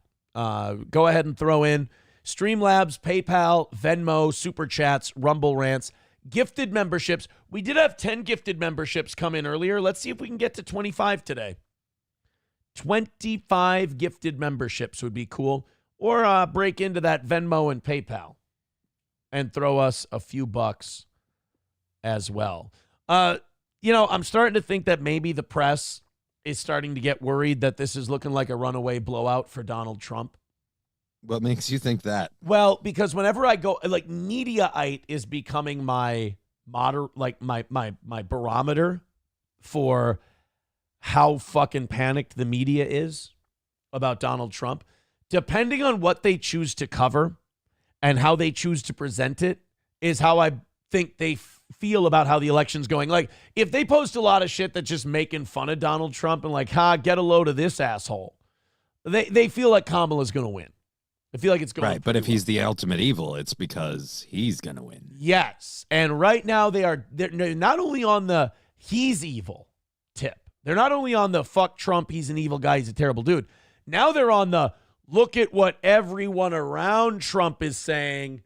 Trump must think that that's good. Fuck him kind of a deal. So, like, Mediaite yesterday followed Sid Rosenberg a radio host.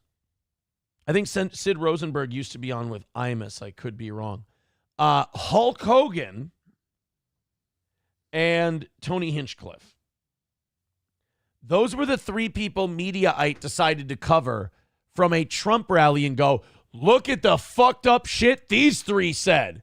And then obviously the reasonable people look at that and go, yeah, what does that have to do with Trump? Right. And they're like, well, they were at his rally. It's like, well, yeah, but did Trump say those things? Well, no. Did Trump repeat those things or endorse those things? Well, no. Then what the fuck are we doing here? Like, what is there to discuss if he didn't say it? Well, these guys were at his rally. Like, just tell the truth and say, look, we're worried this guy's going to fucking win. So we want to hate him and anyone who supports him. Yes. We figure, like, basically Mediaite and the press are at the throw shit against the wall to see what sticks. I wish they were at the press like stage like we have, where it's just burned down and it's just a vacant lot now. Just yeah, it's all done. Our press. We want our press to be the press. Yeah, the press. So let's do the Hulk Hogan clip first.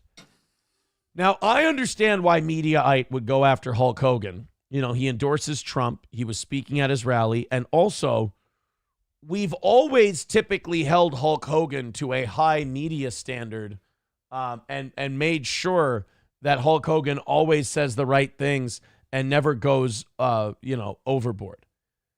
You know, we've always trusted and counted on Hulk Hogan to be the level-headed voice of policy and reason in the United States. So for him to go off script and say something fucking bananas and crazy, I mean, that would just be wild. That never happens.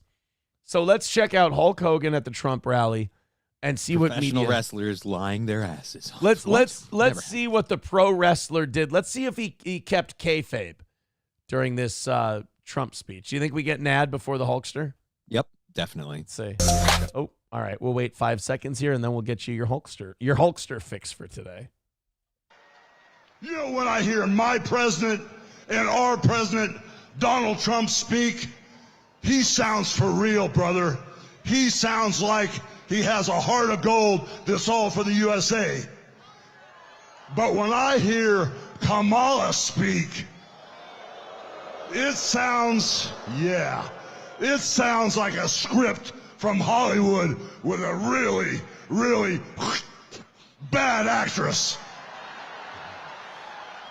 Oh, my God. So Mediaite tried to make that sound like Hulk Hogan was saying she's blowing people. They tried to make that sound like he was doing a Hawk Tua. Look at this. I'm not kidding. Look at the headline. Hulk Hogan appears to make Hawk Tua oral sex joke about Kamala Harris at Trump rally. Oh, my God. Seriously, how big is your shoehorn? Like I said, you can tell how worried these people are about this election based on how desperate that. I'm glad I showed you guys the clip before I showed you the headline, because you would look at that and you would go, "What? Why would that be?" That's not what it. No. Like he was doing the she sucks. Like, yeah, that means she's awful. Not like she's blowing dudes. Jesus. This is another one of those things where I'm like, I don't feel like anyone reads this article and gets their opinion changed. Like, you're either for Trump and you see this as bullshit. You're either undecided and you see this as like an overreach bullshit because it's happened on both sides, or you're for Kamala Harris and you're like, yeah, he's being disrespectful no matter what. Yes, it's terrible. By the way, he's about 75, 76 years old. Would you mind looking like that when you're 77 or 76 years old? No, that doesn't even look like water bloat or anything. So it doesn't look like he's roided. It looks like he's just in shape. Yeah. Like I can't wear a sleeveless shirt now. And he's pulling it off. Well, I mean, you can. You're just going to be flaunting a lot of side moob. Yeah, I don't want to be doing that. But he's doing it in his 70s, this guy. All right. By the way, do you think this hair is real, or do you think Hulk's bald now? I don't think it's real at all. You think Hulk's all the way bald at this point? I don't know about all the way bald, but he's definitely majority bald. You know, when I hear my president and our president, Donald Trump, speak, he sounds for real, brother. He sounds like he has a heart of gold that's all for the USA. But when I hear Kamala speak, it sounds like a script from Hollywood with a really, really bad actress. Yeah, he spit to his side. He didn't even do like, puh. Yeah. He went like that. Like people who do as a disrespectful spit. Like, I don't like you. Do we not remember where that started? Goddamn hawk to a girl owns everything now. What Johnny's trying to say is that is not how you spit out cum after a blowjob. And he would know. I agree with Johnny. Johnny's saying that Hulk is inappropriate. Like, if you want to spit cum out of your mouth after you blow somebody, first of all, very disrespectful. You should just accept the gift. But if you are spitting out a load of cum, you don't go like you just kind of it just kind of comes out like you're siphoning gasoline, you know? Right? You're siphoning gasoline, you get a load of gas in your mouth. You got to look them straight in the eyes to deliver the snowball. Right. What you do is you take the load of cum and you spit it right back in their mouth. By the way, I heard that they got that rumor started on Twitter this weekend. Oh, yeah. There were people like, oh, yeah, I heard April baby birded a load of cum into Aaron's mouth. Ew. Like, I understand there's a lot of people out there that hate me. But if you hate me so much that you're willing to believe that I would accept a load of cum being spit into my own mouth, I need to tell you right now, we're clearly not operating on the same level of mutual respect that I thought we were. Because you believe in that one. I got to tell you something, guys. That one hurts. I mean, it does sound a bit preposterous, but I mean, in your own words. I've tasted a lot of semen. So I could see where they get that. No, see, I would never do that because if someone tried, I would then gag it. I'll fucking kill you, you fucking faggot. So when that one started going around, and that's kind of when I first thought like when the whole April meltdown started this weekend, I actually thought like the day started in a way where I was like, oh, she's having some fun or somebody got a hold of her account because the first thing she did I woke up in the morning, I made the kids breakfast, blah, blah, blah, blah, blah. The kids went outside to jump in their leaf pile. So I came down here and I open up Twitter. And the first thing I see, someone had said, Aaron, would you like to respond to the baby bird cum allegations? And I just wrote, yum, with a mouth open face emoji. I just wrote, yum. And April liked it. She hearted the tweet. And I'm like, oh, that's nice. Like, we're joking around. We're having some fun, right? Mm-hmm. And then all the other subsequent tweets come, and I'm like, oh, shit. I'm like, uh-oh. No, I was going to say, you probably had this thought right when you heard the allegations come out. Uh-oh. I thought...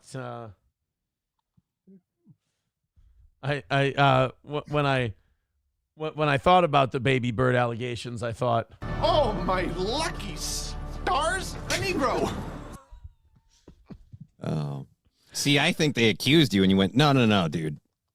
I'm holding it to my butthole right now. no, I wasn't holding anything into my butthole. I promise. I promise. No, when the baby bird allegations came out, I just said, You're a dishonest cunt.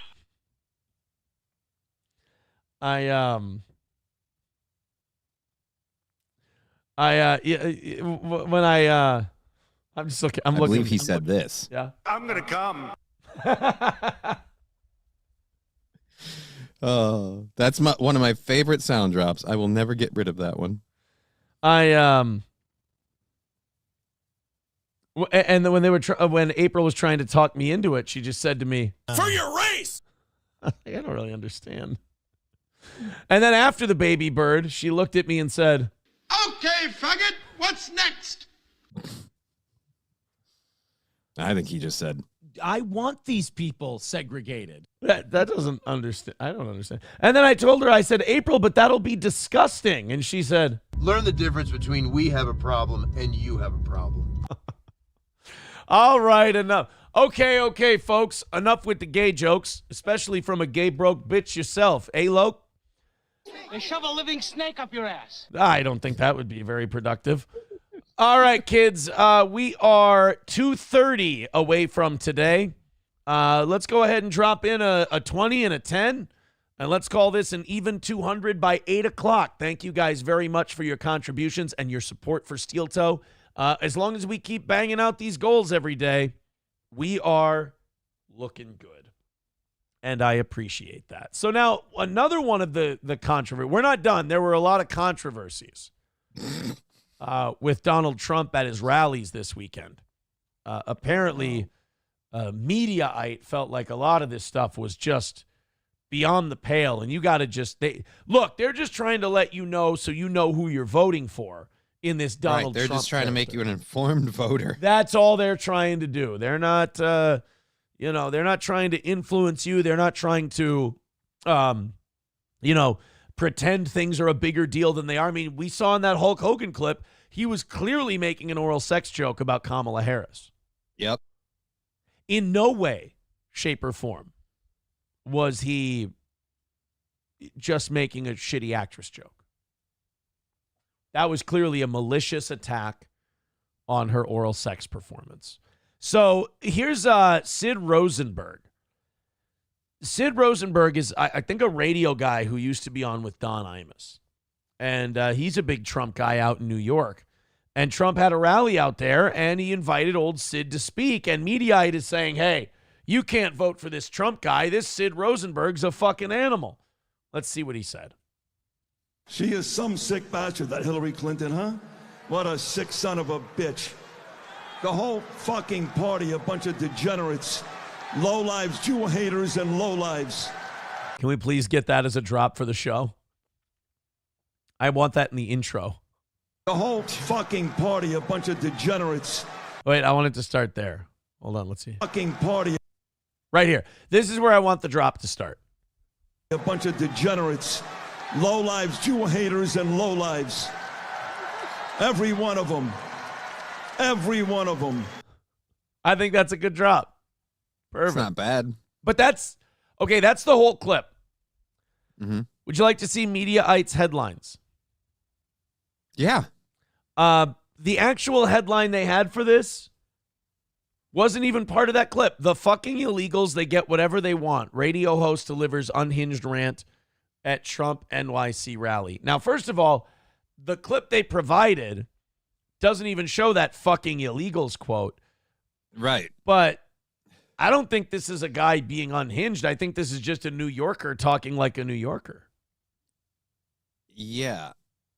So now, does he actually make the quote that Yeah, they're he makes saying? it. He makes it down here. This is the other quote. Now, remember, shitting on the welfare that illegals get in New York City is what got Mayor Adams investigated and ultimately charged, and he'll get thrown out of office.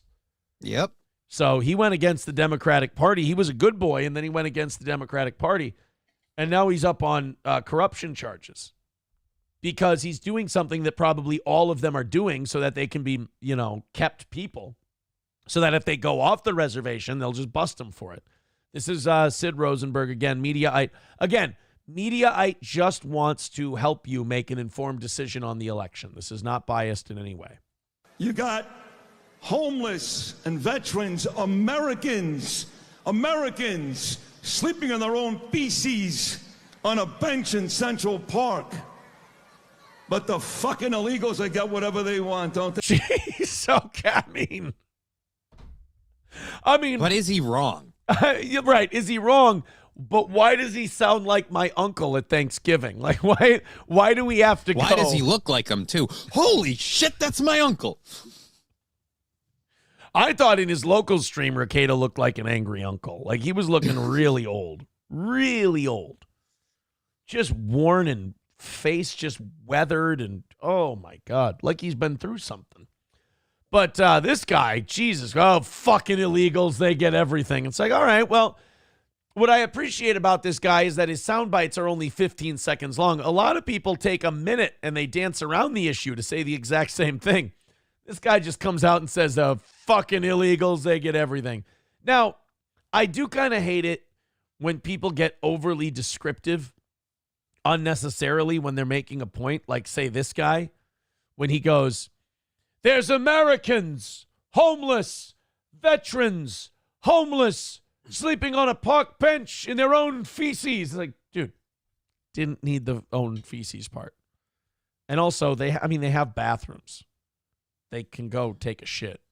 Like, we don't need to go with the visual of them So sleeping. they took away your home? That makes you shit your pants? I don't get how that works. Yeah, the whole, I agree with you. There's lots of Americans who are homeless and need help, but I mean, to say that they're all sleeping in their own feces, I'm sure a lot of them still know how to use a bathroom, Sid. Well, it's the only way to keep warm. Oh, yeah, you got a nice load of shit in your pants. You can, it's like insulation. Hot pocket. Yeah, you just got a nice warm turd in your pants, and you're like, well, at least I can keep my core warm. You snuggle with it like it's a plushie. I mean, yeah, it smells terrible, but there's a heat it gives off, It's like you created a little shit furnace. The only problem is a lot of those homeless people drink a lot, so it's not going to be the most solid. Oh. Oh, they're making mud. Oh, yeah. no. You ever had the Taka shits? You don't want Taka shits. Taka shits are the downfall of any society, polite or otherwise. I remember when I would go to PX Liquor, our big liquor store advertiser, when we were on radio, I would go into PX Liquor, and anytime a homeless person came in or someone looking a little dingy, like a little homeless, they would get the 375 of Taka vodka. And boy, you could get that for like $4.99. Just the little bottle there of Taka vodka. And I'm just imagining that guy walking down the street just chugging on that bottle, and I'm like bad vodka tastes straight up like bug spray. It's just gross. And this good vodka is a thing where I'm like, I still would rather mix it. Like I'm not like a vodka on the rocks kind of guy. Right. But yeah, just cheap vodka. But yeah, oh god, Taka shits. You don't want Taka shits. Boys and girls, we are 2:30 away from today's goal. If you'd like to contribute to our lovely little program, you guys were great in the first hour. Holy shit, did you guys? You guys threw a nice chunk of change at us. Thank you, Daniel, for the 50. Thank you, Aaron's Period Pill, for the 10 gifted memberships. If you guys would like to keep that going, we can keep that going. 2:30 is the number. Streamlabs, PayPal, Venmo, Super Chats, Rumble Rants, gifted memberships. We've stagnated a little bit, but let's get it knocked out. We appreciate that, guys. Half hour of overtime on the line. So then the final Trump clip from today is Tony Hinchcliffe was speaking at Donald's rally. Now, a lot of people are very happy about this because, I don't know if you know this, Tony Hinchcliffe has his share of detractors. What? Well, there's a lot of people the who don't... guy that runs Kill Tony has got people who don't like him? Yeah.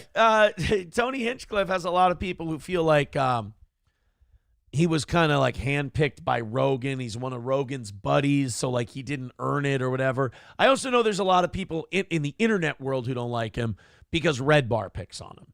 And if Red Bar picks on him, you can't ever think he's funny. You can't ever think he's good.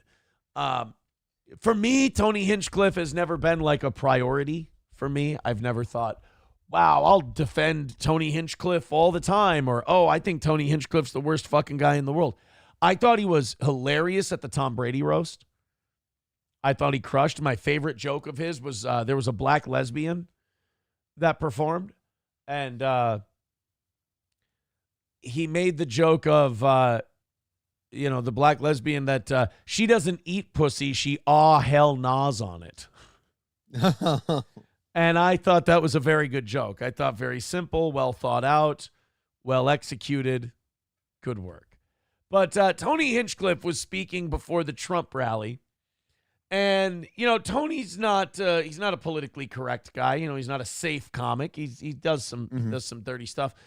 He went out and he spoke at the Trump rally, and boy, Mediaites picked this one up, but TMZ picked this one up. This one went very mainstream. Sid Rosenberg, nobody really gives a fuck about.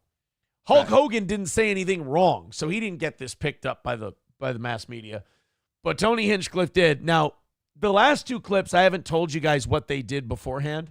I've just kind of let you decide if they said anything offensive. I'm going to do the same thing for the Tony Hinchcliffe clip. You guys tell me if Tony should have watched his mouth. Remember, he's at a presidential rally. It is absolutely wild times. It really, really is. And, there's a lot going on. Like, I don't know if you guys know this, but there's literally a floating island of garbage in the middle of the ocean right now. Yeah. I think it's called Puerto Rico.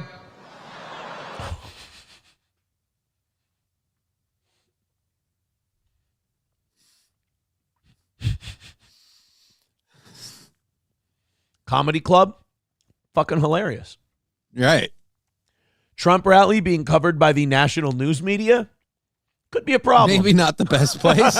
Could be a priority. Now, as far as politics goes, to say that kind of, if you're going to deliver that line to a political audience, a Trump audience, certainly not your worst choice.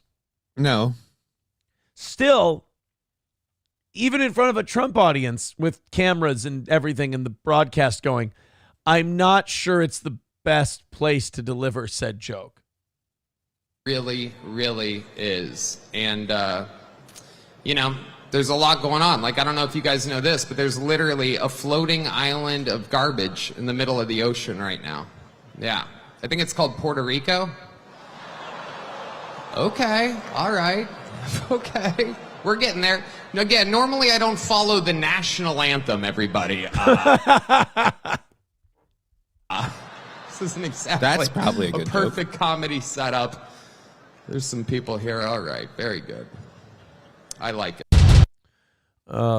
Donald Trump pesters Joe Rogan for endorsement on podcast. Did I miss this part? I know I kind of tuned out. It's 3 hours long, so I didn't listen intently on every word, but did he really do that? I don't remember that part of the podcast. Elon Musk, yes. He endorsed me. By the way, he gave me the nicest endorsement, too. The tough. He said, the country's going to fail. You should do the same thing, Joe, because you cannot be voting for Kamala. Kamala, you're not a Kamala person. I know you. I've watched you. I know him better than he does. You know what? Without speaking to you, I think I know you maybe almost as well as your wife. I have watched you for so many years. You're not a Kamala person. You're a Khabib person, but you're not a Kamala person. No, nobody's going to know who Khabib is, but they know who he was not bad, right? That guy. Oh, he was phenomenal. But that's your kind of your person. weave is getting wide. We're getting wide with this weave. But isn't it I want much to bring better? it back to tariffs. That didn't sound like he was harassing him for. God damn it, man! They're all really starting to lose their fucking minds. They're all really starting to lose it. The desperation is definitely setting in with the media on trying to make Trump look bad. Like, they're definitely feeling like they're going to lose next week. Yep. They thought that John Kelly Hitler thing was going to nail it. They thought that was going to be the good one. By the way, we got lots of good shit to talk about from over the weekend with TMZ here. I got the Lil Durk story, and I got a celebrity DUI arrest video. So we got some shit today, man. But as far as that Tony Hinchcliffe thing, I don't know, man. Like, to me, that's just what Tony Hinchcliffe does. And again, if you can't tell it's a joke, he followed it up with, hey, guys, I don't normally come out after the national anthem. Yeah. Yeah. April's Missing Orgasm says Puerto Rico is literally having a landfill crisis. He's making jokes while seated with truth. Right. And it definitely got groans. It wasn't the maybe the audience to deliver that joke to. But I don't think it was, oh, my God, Trump needs to be stopped or Tony Hinchcliffe's going to be the Secretary of State and he's going to call other countries floating piles of garbage. I think we'll be fine. I think we Didn't our former president refer to some countries as shithole countries? Shithole countries, yeah. So, yeah. You know what? Maybe so it sounds like he's on the same team as Trump. Really. I should maybe shut my mouth. Maybe Hinchcliffe is going to be Secretary of State. I could be wrong. People saying people are going off on Nick Bosa last night from the 49ers for wearing a MAGA hat. How did the 49ers do last night, by the way?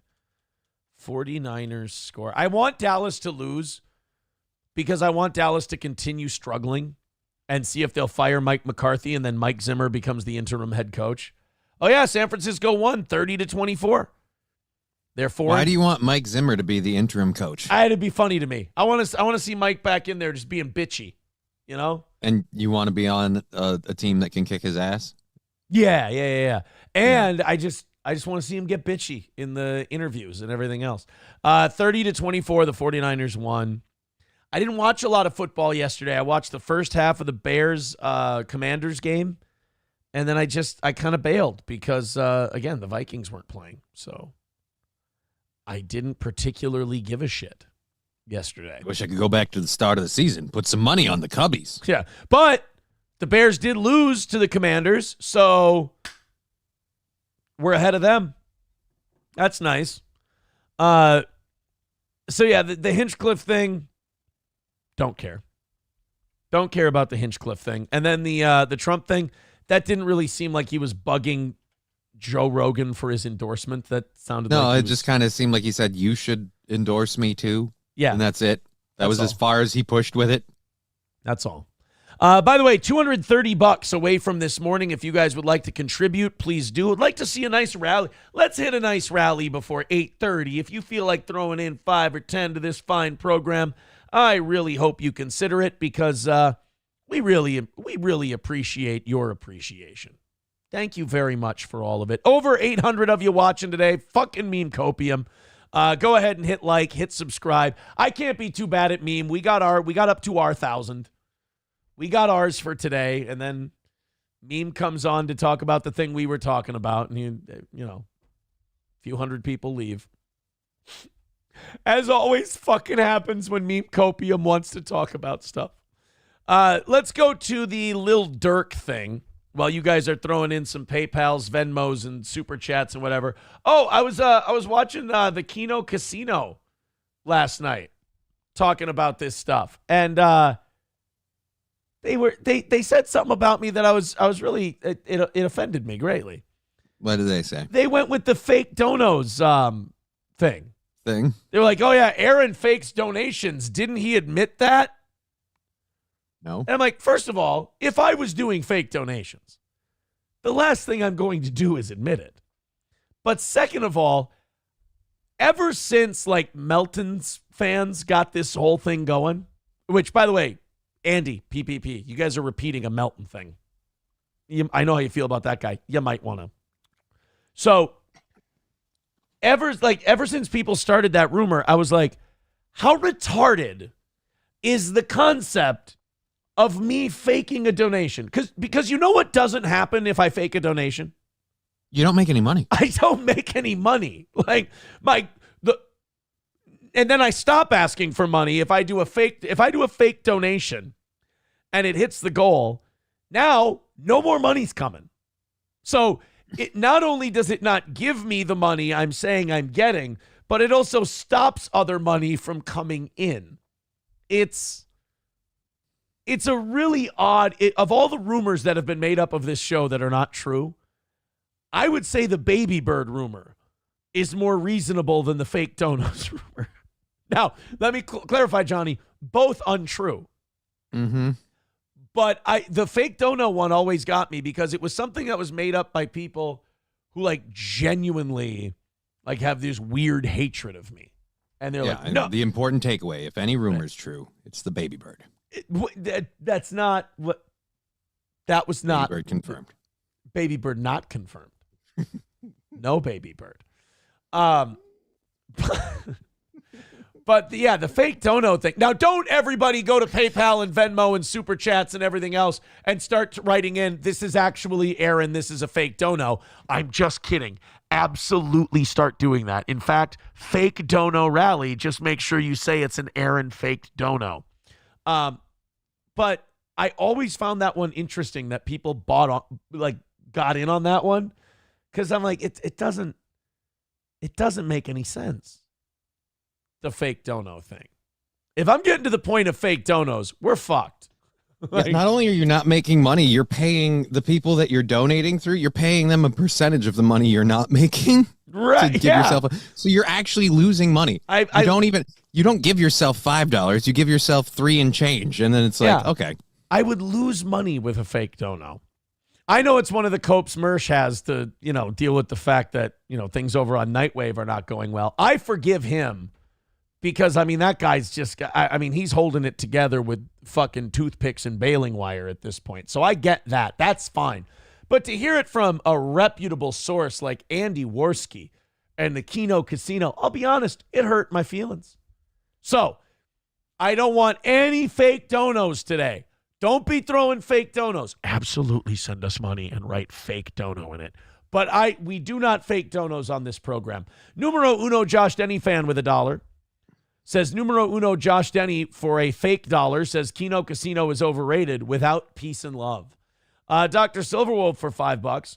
Says, I like how I hear you are broke, yet somehow are able to fake donos for yourself for how many years now? It's hilarious. Also, here's some money me. Oh, you mean? Give me money. Money me. Money now. Me a money needing a lot now.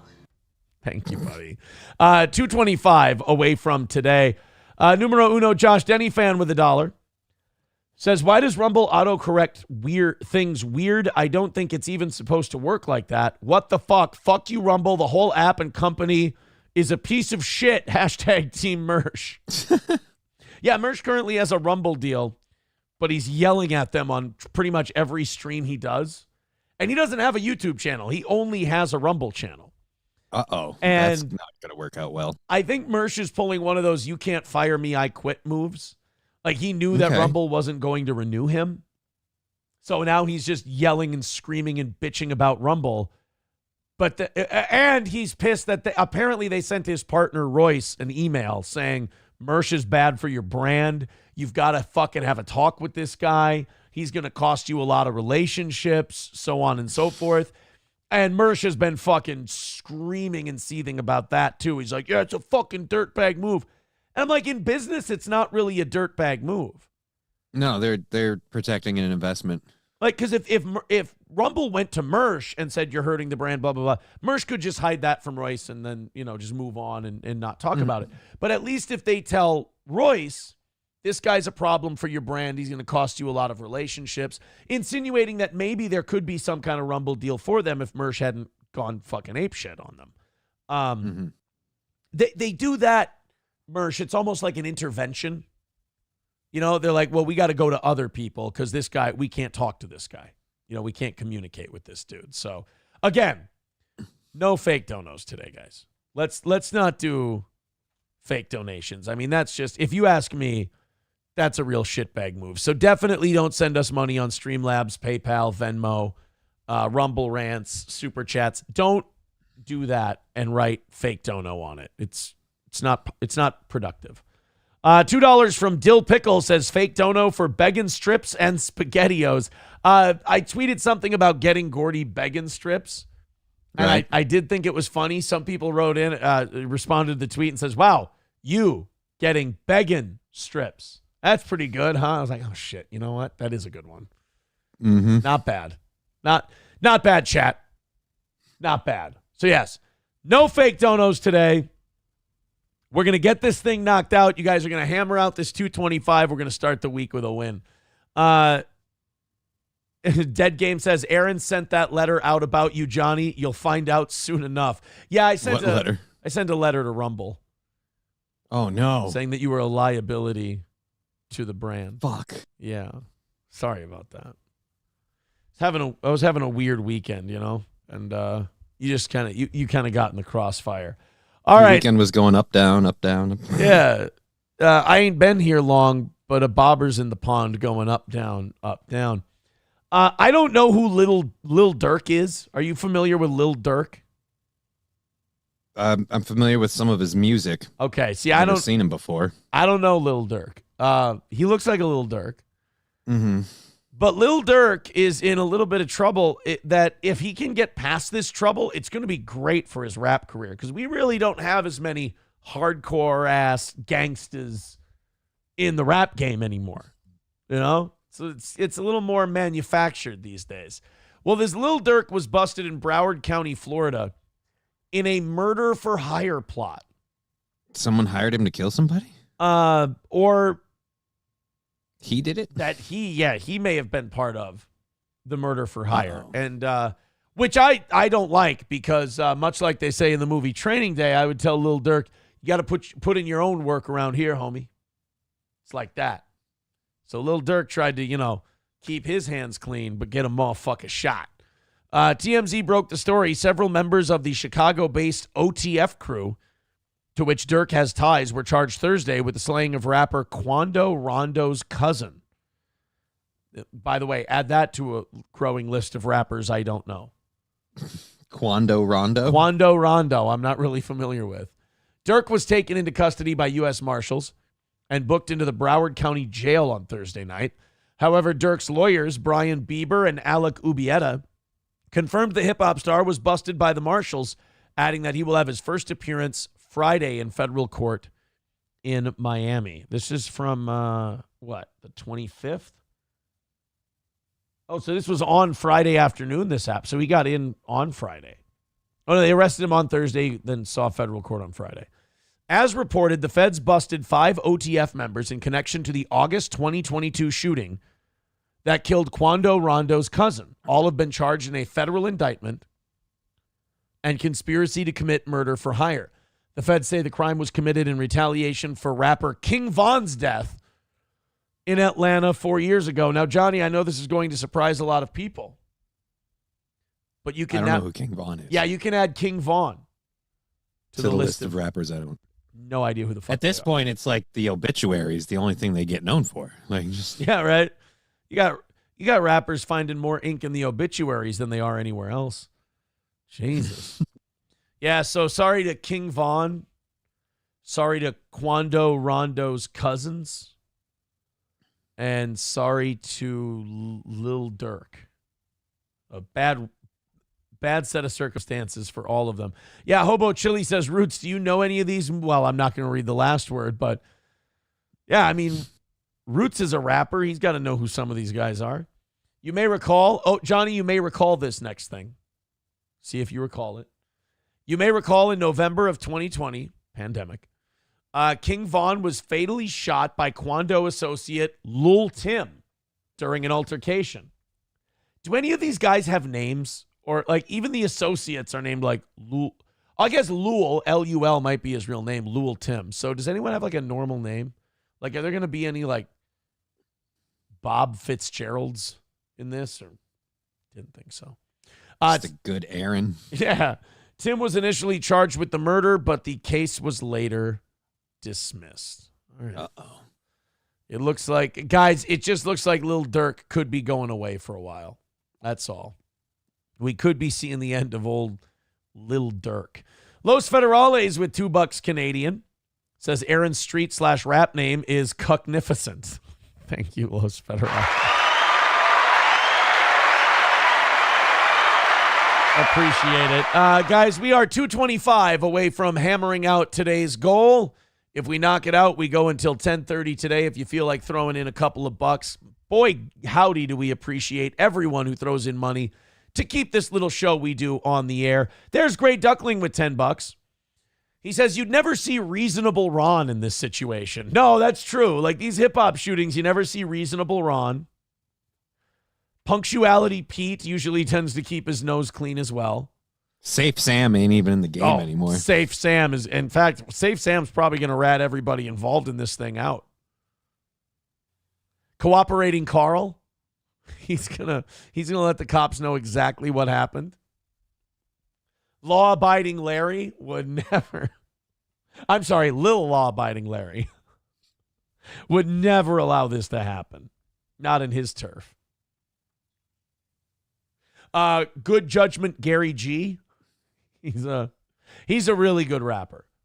Recounting Randall. We'll probably let everybody know what's up. Yeah. Big hit on socialist media. Another rapper you'd never find in this Lil Durk situation, Noble Noel. Noble Noel would never do something like that. But where's Good Gary? Have we heard from him yet? I don't know where he went. Yeah. Humble Harland would never do something like this.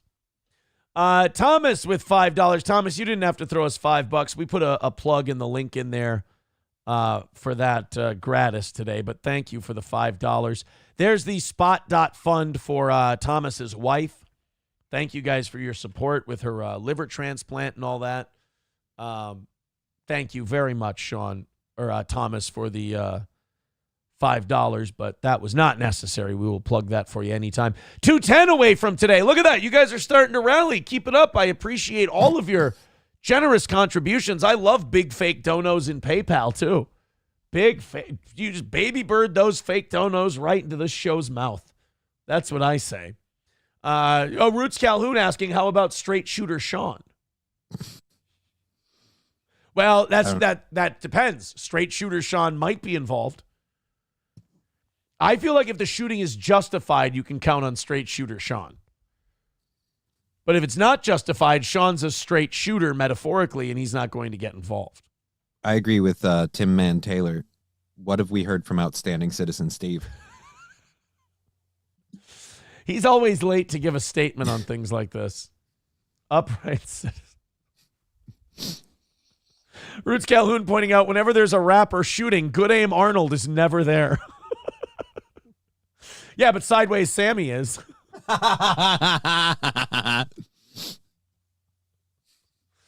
He's holding his gun like this. Yeah. Oh, you can always find 2-Gat Tommy. He's always around.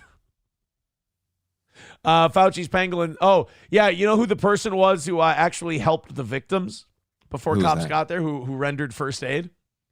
Good neighbor Gunther. He was... You guys find the gayest shit to start a bit on. You have for 10 years, and I fucking love it. Hobo Chili Recipe says, female rapper, Sensitive Susan, she's gun shy. Well, multiple shots were fired, so we can rule out one-shot Willie. He wasn't there. Roots Calhoun says, blind burner Bobby is a mainstay. Oh, yeah, if you do a shooting and you don't have blind burner Bobby, you're a fucking idiot, man. That guy, ready, fire, aim is his motto. Oh, bad judgment Jason, always at these things. Always. Numero uno Josh Denny fan says, this bit was DOA. King Vaughn survived longer. Dive Bar wants to know if Killshot Kenny was there. I don't know. Oh, man. $2 from Mussolini Diff says, welfare recipients and rap artists sound the same to me. Oh, Jesus. Oh, Fauci's Pangolin says, you know who let the cops know he was there? Who? Narky Mark and the Funky Bunch. Oh, no. Not Narky Mark. Why haven't people learned not to trust Narky Mark? He's always going to give you up. They always bring Narky Mark to the proceedings, and Narky Mark always fucks it up. Narky Mark. Who the fuck ratted us to the cops? Narky Mark in the back. Wasn't me. Wasn't me. Probably Narky Mark. It's always Narky Mark. He admits it. Oh, you know what, though? They always get confused because they can't decide who to kill because they don't know if Narky Mark did it or Randy the Rat. Stop bringing them both to the shootings. Bring one time and one the next. See if it fixes anything. Stool Pigeon Steve obviously wouldn't. Oh, fucking Stooly Steve. I hate that guy. Andrea Plus with $5 says, I feel that icky D-bag Nick made April tweet just to stir up drama because he knows it's the only way to get people to watch his nonsense. I don't know how Johnny feels about it, but no, I don't think it's strategic. I don't think there's too many tweets from what I've heard. Yeah, I don't think it's a strategic thing. I think it's just people melting down and losing control. And again, Nick is Nick, and Nick will always be Nick. I hate that people can't get near him without also burning up. Like, his cancer impacts and affects everyone around him, and he doesn't care. He just likes that they say nice, affectionate things about them, and he repays them by destroying their lives and breaking. He turns everyone into Icarus. It's really, it really is super shit. No, it's like if Icarus brought people who care about him with him, and he threw them at the sun. Like, it's a different Icarus tale. But okay. Look, man, like I said, I'm rooting for April. I want all the hurting and the pain and the problems and the drama in her life to be done. And she has a bright future ahead of her, and I hope she figures it out soon and that she's okay. 2024 has brought enough people, enough struggles, and enough problems, and enough hostility and anger and rage and mistakes and all that. And I'd like to see it all come to an end. That would be nice. 210 is the number for today. Thank you. Oh, I'm sorry, 205. I forgot. Andrea and Mussolini diff dropping in. Thank you. A little bit ago. All right, guys. All right, guys. Okay. 205 is the number now. Look out. You guys are rallying. Keep that rally going. I appreciate it. We're finding out more and more about modern day rappers. Uh-oh. And their what are we learning now? Their affiliations. Canary Carl, Das Optic Nerve says you don't want him to be around. You really don't want to talk about that. I just hope you don't have Nerdy Nick in your crew or you're going to have a problem. Numero uno, Josh Denny fan says, okay, Narky Mark was the only good one. Well, see, that's what we have to do, numero uno, Josh Denny fan, is we have to, you got to wade through the shit to get to the good ones.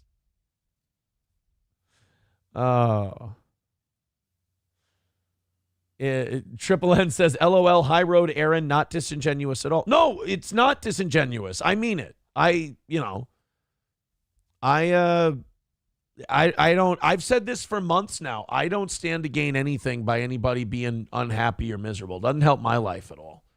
And it doesn't cost me anything to hope everybody pulls it together and is okay. Like in his case, he's got people who depend on him, so fucking pull your head out of your ass and quit being so selfish. And in her case, she's still very young and can get away from all this nonsense and can lead a really good life. She's got potential. She's a smart person. She can... she is. I understand that I get it, why people would chuckle at that, but her problem is, not her problem, but the issue here is the half of her that's good is her. It's herself. She picks people that are a bad match for her and she mirrors them. And you don't want to mirror a guy who's falling apart and whose ship is sinking and he's doing nothing to help it. In fact, he's actively causing it. Because now that's what's happening to you. The reason you're melting down this way is you've decided to mirror that behavior. Wait, I thought you two weren't together anymore. Look, like I said, I'm not saying I was No, I'm just being a dick. Yeah. No, I'm not saying I'm good for her. I mean, that's certainly not the case at all. I mean, I didn't protect her from any of this shit, and I feel bad about that. I do. I feel bad for my... I mean, I don't think it's breaking news that I feel bad about my part in all this. Let's do the Zachary Ty Bryant thing. Or Brian, I'm sorry. Do you remember the oldest son from Home Improvement? Yeah. He apparently has had a huge drinking problem. Yeah, dude. He's had a lot of issues. Yeah. Fuck, I'm trying to think the last movie he was in other than... Fast and the Furious. And that's the other thing too, like he's one of those people who's gotten older but he still looks like he's a college age kid, so well, he oh boy does he look like, unless he's gotten worse since I last saw him. He looks bad. Uh-oh. He looks really bad. He's got, honestly, he's got like a mace.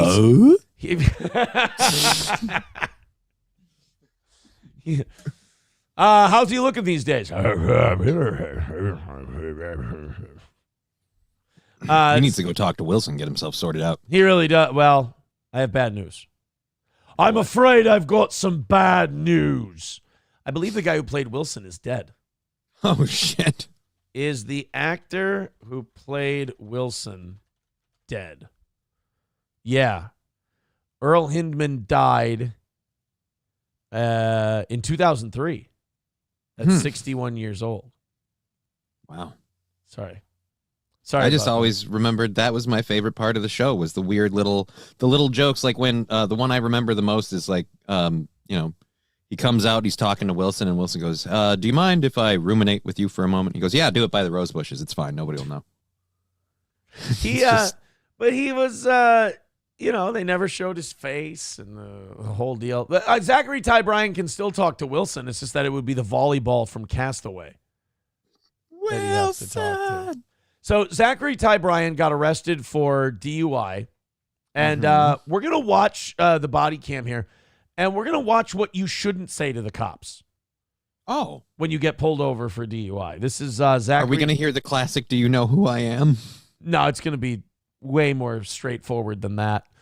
This is Zachary Ty Bryan of Home Improvement fame getting pulled over for DUI. Did you just get hammered on like while you're driving, or after?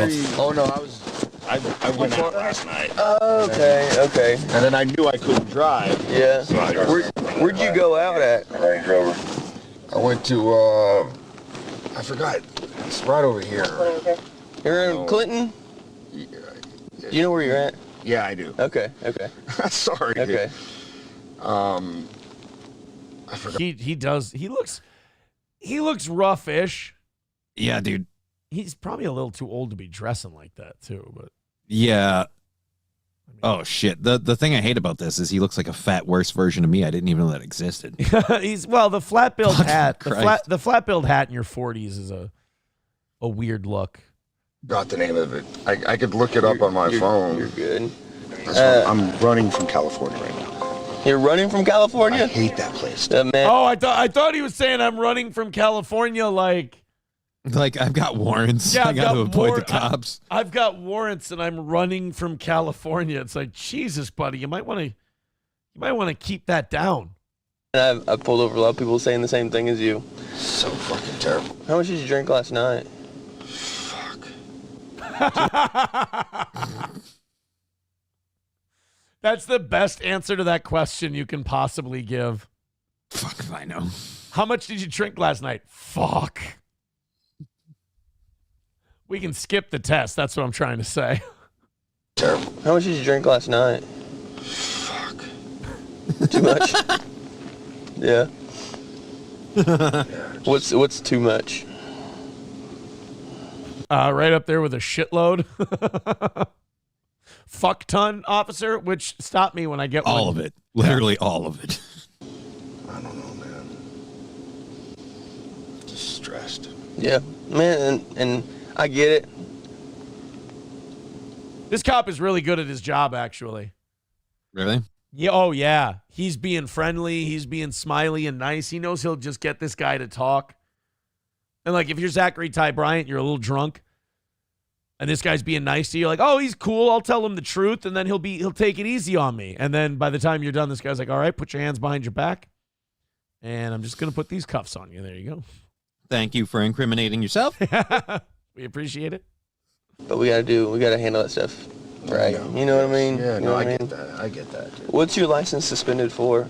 Uh-oh. Oh, no. So you're running from California. You might be inebriated and suspended license. We're just stacking up wins right now. Yeah, this is not looking good. You know, it's better than telling the cop, quote, "You're bullshit lying fuck off." Does this hat say Predators on it? No, I think it says feet. Oh, no, yeah, it is. Nashville Predators, the hockey team.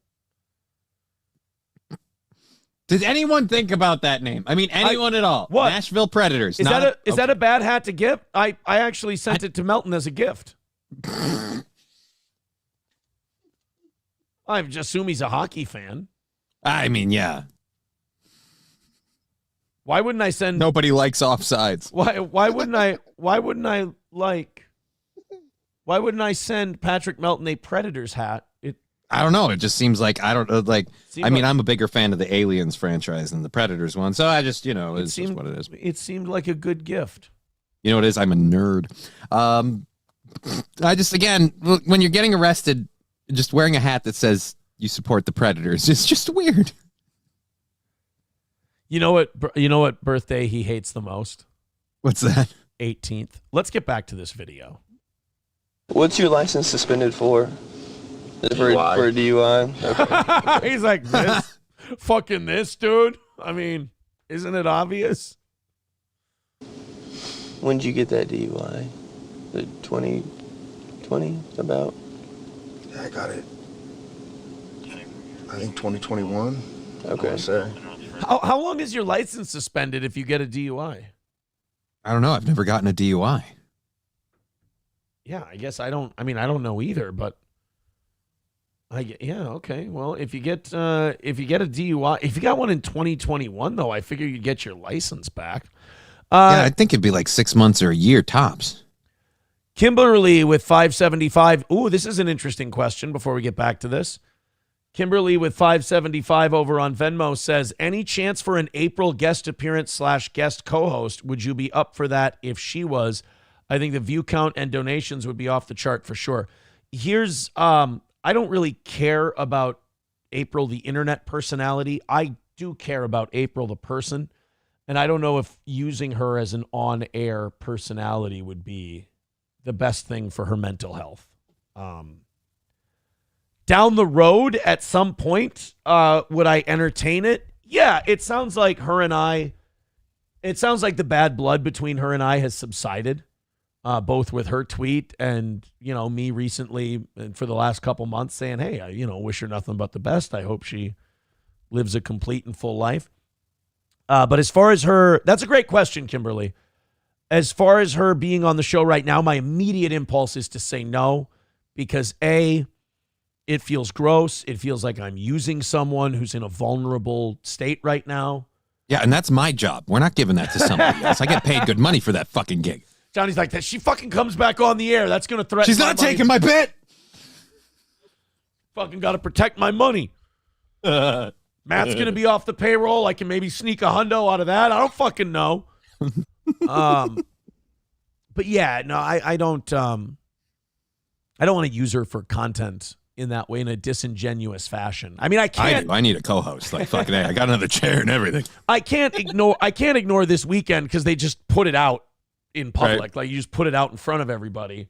What can I do? I have to comment on it. But as far as having her on the show in a guest spot, when she's like all put back together and she's all good and everybody's done with everything and she wanted to do that, yeah, I would do that, but it would have to be under the right circumstances, and it wouldn't be to take advantage of a vulnerable situation. I think that would be kind of gross. All right, you want to go back to Zachary Ty Bryan? Yeah. Thank you, Kimberly. That was a really good, even 200 away from today. Thank you guys very much. Streamlabs, PayPal, Venmo, Super Chats, Rumble Rants. We're at 200. Let's keep going. Thank you. If you crush it out and just do a show till 10:30. Fuck yeah. Yeah, if you guys got 5 or 10 to throw in, those are going to add up real quick now that we're at 200. Thanks, guys. Continue on. We appreciate it. All right, Zachary Ty Bryan, where we last left off, he's getting a DUI. His license is suspended. He's telling them since when, and he's being very, very open. Have you just had one? Oh, no, I've had multiple. Okay. One. What do I look like, a fucking lightweight? What are you calling me, a pussy? Jesus. What am I, queer? I had more than one. I appreciate his honesty. His lawyer will not. His lawyer will not appreciate his honesty. Might as well get Nick's lawyer at this point. He's used to clients who fuck themselves over publicly. I want to just get White or whatever his name is. There was also a thing this weekend where one of the lawyers or legal aid guys that works for Nick's lawyer put up a Facebook post about how he had drafted an appeals brief. And it was the day before Nick filed his appeal. Mm-hmm. And the guy wrote this ominous Facebook post where he's like, stayed up at the office, stayed late to write this appellate brief. It's a fucking nightmare. It's a disaster. And if things keep continuing on this way, it's going to be bad for all parties involved. And a lot of people are theorizing that he's talking about Nick's appeal because that guy's name is on Nick's appeal. So that was kind of interesting. I mean, Larry, the DUI guy on Twitter said, I offered to represent Nick and then I rescinded that offer because Nick wouldn't shut the fuck up about his case. And so, yeah, talking about it definitely doesn't help. Like many other things in life, I've learned what not to do by watching him. And he's been a very good source of learning in that regard. He's a good cautionary tale. See, so nobody's worthless. Everybody serves a purpose. Okay. You know, one time, Johnny, I was at SeaWorld feeding the baby dolphins. Mm-hmm. And someone said that I was wasting my time, and I looked at them and I said, now I think I'm serving a youthful purpose. It's a Norm Macdonald joke. Well, the only reason you were there is because someone told SP, take him to the zoo. Retards love the zoo.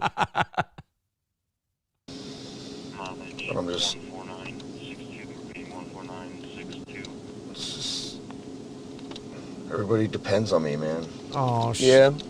No, I got you. I got you. What time did you stop drinking last night? I don't know if I ever stopped. What time is it now? Oh, about 10 minutes ago. We do need to call Wilson on this one. Oh, boy. Wilson needs to give this boy a talking to, man. Holy shit. It's like every question he gets, it's like, and now get ready. It's like they're making a film for school. And it's like, what not to say when you get arrested. And then every question, like, and now let's watch the wrong answer. Zachary, have you struck oil yet? Nope, I'm just going to keep digging. Okay. What time did you get in your car?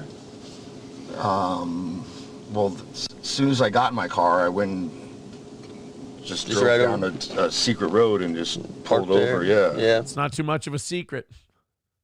Okay. Because I knew I couldn't drive. Okay. Okay. Well, don't admit to the cop then that you drove to a... Yeah, I knew I couldn't drive, so I got in my car and I drove to a secret spot, which I guess now isn't a secret, I suppose. And, yeah, I just stayed in my car all fucked up. I just told the bartender I'm going crazy up there at the lake. Going crazy up there at the lake. You got any kind of action, like woman action? Do you feel like you're all right to drive right now? No. Okay. At least he's honest. At Boy, least he's on. you know what I feel like love? you're all right to drive right now? No, not a fucking chance in hell. You out of your fucking mind, officer? Jesus. You want me to show you? Let's race. I love that he's batting 1,000 on the wrong answer to give cops. He just doesn't stop. He's just like, go back. Because I knew I couldn't drive. Okay. Okay. Do you feel like you're all right to drive right now? No. No, you fucking crazy. Look, I'll tell you and your twin brother. Like, I'm not good. All right. Listen, both of you officers better stop with the nonsense right now. You're going to get somebody hurt. Well, do me a favor. Just put your phone up here for me. Just hop out. Meet me up front. We'll run through some tests real quick. Just see what I see, okay? All right. Go and just meet me up front. He's had a DUI before, so he heard that, and he's like, oh, he looked at him like, I'm fucked. Mm-hmm. Shit. He thought that maybe because this cop was being cool and nice to him, that maybe he was like, I don't know, going to let him slide or whatever. You grew up watching me and everybody else in that show, right? Like, you'll let me go. I was more of a Jonathan Taylor Thomas guy, Mr. Bryan. God damn it, Oh, not you another one. queeb. That's why I started fucking drinking in the first place tonight, or last night. So he's been drinking for 24 hours. Nice bender. That works. Yep. Okay, so this next test is called the walk and turn. Okay? So what I need you to do is imagine an imaginary straight line directly in front of you, okay? You see that imaginary straight line? I know it's hard to see an imaginary straight line, but can you imagine it for me? Okay, so place your left foot on that imaginary straight line. Place your right foot directly in front of your left foot. Heel to toe. Oh, fuck. Not able to do it. Just do what you gotta do, man. Oh, no. Oh. That's sad. Did you hear what he said? Yeah, just do what you got to do, man. Just do what you got to do, man. Fuck. You don't want to do that? You need to try one more? Sleep. I got you. You want to try it? Hold on. Sir, there's cum all over your pants. Be embarrassed. Hey, there's nothing to be embarrassed about. It's one of those deals, okay? On a scale from 0 to 10, 0 being completely sober, 10 being blackout drunk, where do you put yourself on that scale? 11. Probably still like a 5 or 6. Yeah. You know what? That's the first not totally shitty answer he's given so far. I was expecting him to say like 6. 9, 10. Do it again. Do you feel like you're safe to operate a motor vehicle on the road? I just want to sleep. I get that. I just want to pull over and sleep. I get that. Okay, so this time you're going to be busting arrest for DUI. Oh, so they did pull him over on the secret road. That doesn't look like a public. Yeah. Oh, so they caught him sleeping. Dude, you wouldn't believe a lot of people get caught that way. Sleeping in the car. My uncle got caught that way. Again, I don't know why people don't realize. You got to find a parking lot. Just leave it in the parking lot. It doesn't look like it's out of place there. But you got to be out of view. You got to be out of view, and you can't have your keys anywhere inside the car. Like, if you can lock them in the trunk, you can be like, I don't have access to the keys. Is that real? Like, is that? I feel like they'll still bust you if you don't have keys on you. I don't know. If you're in the back seat without access to the keys, I can't see how they could argue that you could drive the vehicle. Like, you'd have to get up, get out, go get the keys. I don't know. Okay, so that's time to turn around. Are you going to find that yet? Oh, boy. I'm going to roll your sleeves up, okay? All right, don't move from this position, okay, bro? What time is it? Tool time. All right. The phone's on the front. Yep. I'm just trying to get to my new house, dude. I got my family my wife and my kids coming back. Like, So who'd you meet up with out here? I'm just driving through. Okay. Did you just go to some random bar, I guess? Yeah. Okay. Yeah. Okay. So he went drinking by himself and just got fucked up with randos at a bar. Okay. See, I could never do that. I could never just go somewhere by myself and start drinking. I don't know. I just don't have that gene. If I'm going to drink by myself, why would I leave my house? It's not like I'm going to meet anybody. That's a good question. I have 7 kids, dude. Like, 7? I'm a good dad. That's a lot. You're not a good dad. Not right now. Not in this moment. You're not. Maybe you are. Like, typically, I don't fucking know the guy, but like, as you're sitting in the back seat for DUI, you're not a good dad.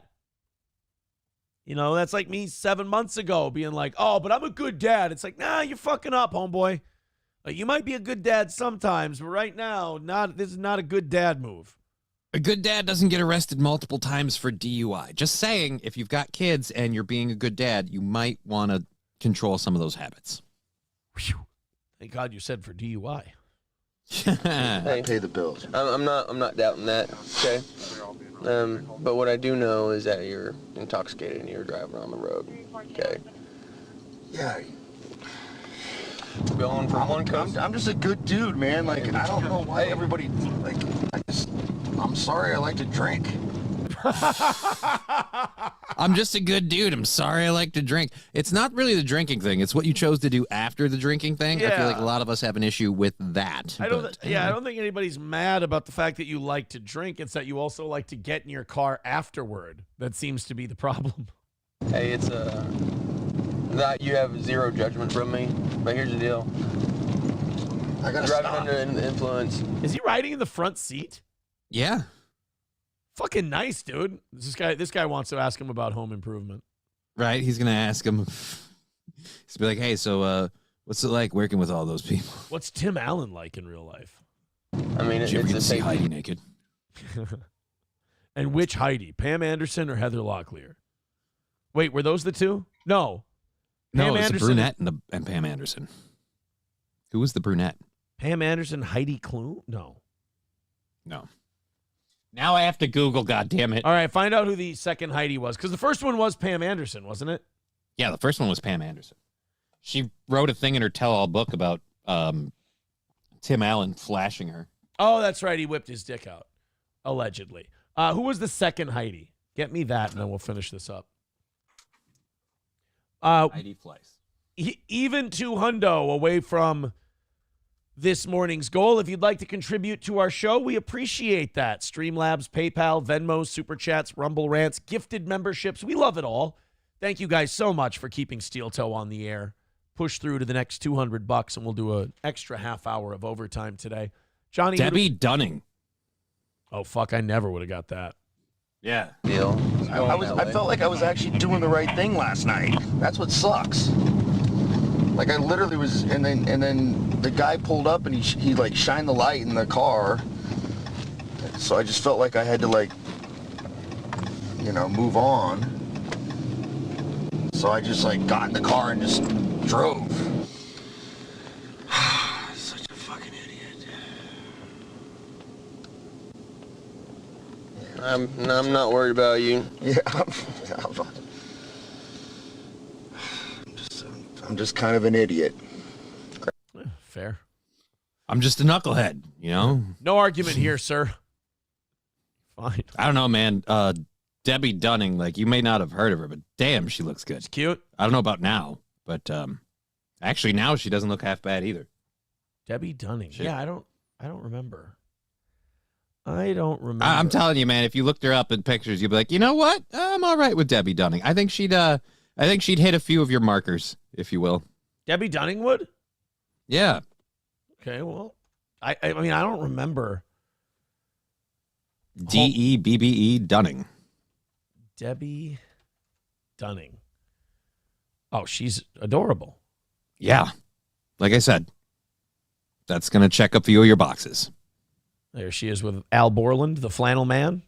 Fuck. Yeah, dude. Did she do anything else? Not really. Long legs, big tits. I'm in. And it looks all natural from what I can tell. Hey. If you can touch it, if you can see it, it's real. Yeah, that's fine. But I'm just saying, if it's factory made, then it's better. Like I like it when it's not. I worry about people who have to. You're an earth-grown diamond over a lab-grown diamond kind of. I'm just saying, if you're adding a lot of aftermarket parts, how good was the original model? Okay. Well, I mean, that's why you add aftermarket parts. You know, you're jacking things up, dude. That's why. It's or off. You're going for a different vibe. Even 200 away from today. If you'd like to, as the kids say, show us some love, we'd appreciate that. It was a hot start, and now it's become a little bit of a slow morning, but we're going to be fine. We're going to be all right. Oh, I haven't changed that yet. I'm so sorry, everyone. Even 200. Let's just start knocking that down, and we can call that a win. We like to be at 100 by 9 o'clock. I mean, obviously, it doesn't look like we're going to get there today, but we can still get to 0 by the end of the next hour. I believe in you guys. Thank you very much. And if you got a couple of bucks, think about throwing it at the old toe. All the links are pinned to the top of the chat. We appreciate you guys. $1 from Hulkamasha Baby says, which box did she check? Broken 26-year-old or... I don't get it. Now, Hulkamash. That's not very nice. We don't need to rub it in. We can be kind. Who am I talking to? Who the fuck am I talking to? Does he have any money left, by the way, Zachary Ty Bryan? I would imagine if he's got anything, it's residuals, but I don't think so. Yeah, he's $5 million.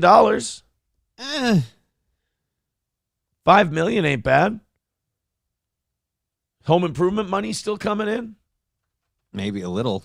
Home improvement residuals. I fucked that up big time. Residuals are payments made, blah, blah, blah, blah, blah. Patricia Richardson says ABC chose to end home improvement after equal pay proposal. Oh, shit. Oh, this is from May of this year. The woman who played Jill says she gave the network an ultimatum after Tim Allen was offered $100 million more than her to continue the series. Well, I mean, I kind of hate when people do that with the men-women thing. They act like the only difference in pay is male-female. If you remove Patricia Richardson from that show, yeah, I mean, it would be a big deal.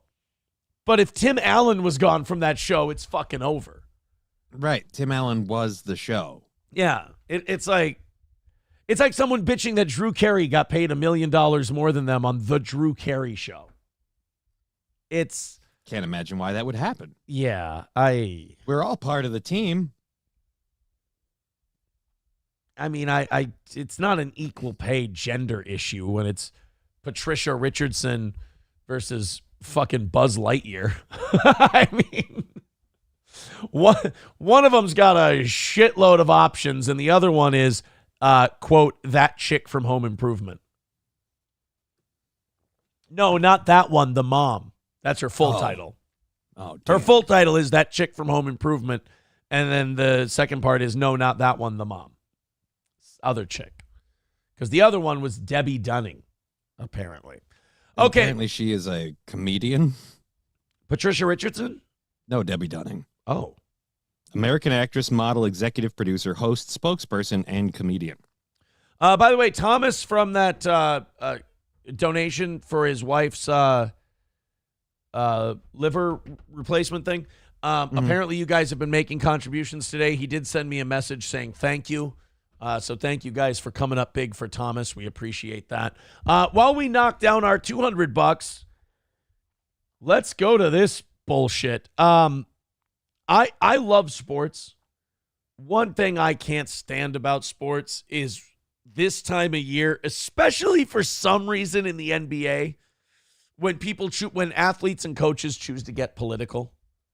Like, I don't care if you want to wear like a Kamala Harris t-shirt or a MAGA hat or something like that, but these preachy fucking cunts who just sit there and whine and kvetch and wax intellectual. It's like, hey, retard, go play the game. All right? I don't mind if you express yourself, but these where you take like valuable press time when you're talking about the team and last night's game or tonight's game, and you just take that to just fucking soapbox your political stance. God, is it enraging. One of the worst there's two terrible offenders in the NBA of this. Oh. There's Steve Kerr, coach of the Golden State Warriors, and Greg Popovich, who is the coach of the San Antonio Spurs. Popovich is insufferable to listen to when it comes to politics. He is very far left. And he and Steve Kerr both are kind of these far left liberal assholes who like deal with black people a lot because they're NBA coaches. So they think that like they need to stick up for their players, or like taking liberal stances on shit is somehow being woke for the black guys who play on the team. I got news for you, Pop. A lot of all those black guys on your team are multimillionaires. Some of them might be Republican. And they might know what they're doing with their money anyway. And they might think that you're full of shit. But apparently Greg Popovich had a press conference after one of the San Antonio Spurs games. And guess what he wanted to talk about? The game. Yeah, the game of Donald J. Trump versus Kamala Harris. Damn it. And boy, did Pop make some great points. Are you ready to watch an NBA head coach just really fire home the message on politics? Yes. Here's Pop. He went on, by the way, for 13 minutes. We're not going to watch this whole thing, but he went on for 13 minutes about Trump. Sweet Christ. Yeah. Imagine you write for a sports paper or you host a sports talk show on the radio there in San Antonio or whatever, and you have to sit through this press conference because you have to get information about the team from Pop so that you can report on it. But this fucking self-serving asshole has to go through a 13-minute soliloquy on what a brilliant political mind he is a few days away from the election. Just one question about the U.S. election. No! Okay, kick that guy out first. Yeah, that dude doesn't even sound American. Sounds French. Get that frog out of here. It's not why I asked to have him removed from the proceedings. I just want that known. Don't ask these fucking guys about politics. None of the fans care. It's just for sports writers who are mad that they're sports writers and want to act like they're deeper than that. Stop it. I just want to watch the white guys and the black guys dribble the ball and pretend that the white guys are actually holding their own. Be careful. Those Europeans are starting to figure some shit out. Do you think it's important for the future and the democracy of the USA? Probably. You want me to speak for an hour? Come on. It's a fucking retarded question, first of all. He's like, do you think the election is important to democracy? Nah, it'll be fine without it. It's like, do you think the election is good for democracy? It's really the only way it exists, thank you. But I mean, the one team, other team, they're all the same. Who cares? By the way, thank you for proving why you're a sports writer. It's perfect. Come on. And we all have hundreds of thoughts about the election. Everybody does. And, it's almost become trite. Everybody has their own talking points and all that. I try to narrow it down sometimes and think about we all know that, one candidate did this and that and the other. None of it very good as far as being a criminal and that sort of thing. Jesus, where does the snarky bitterness about Trump come from with these people? Because it's so much more than just, I don't like him.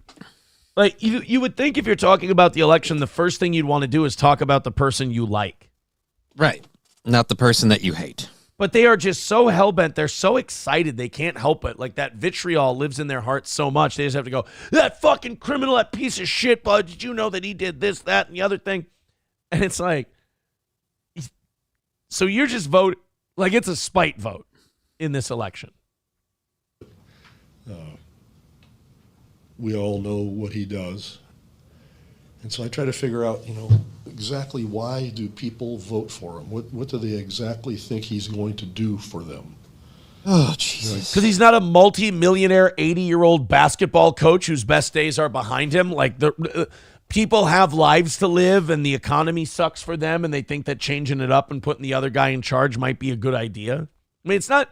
That's another thing I hate. Like, you can't understand. If you can't understand why the other side would vote the way they do, you really don't belong participating in all this. Like, one of the bare minimum things you should be able to do is understand why the other side does something.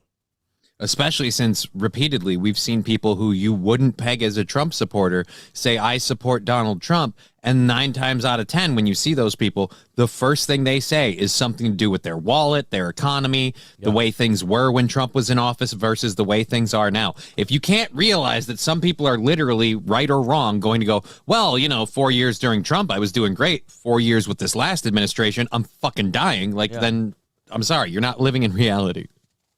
I was just watching his rally in Pennsylvania, and all the college kids were behind him with red hats and that sort of thing. And I just wonder if they know that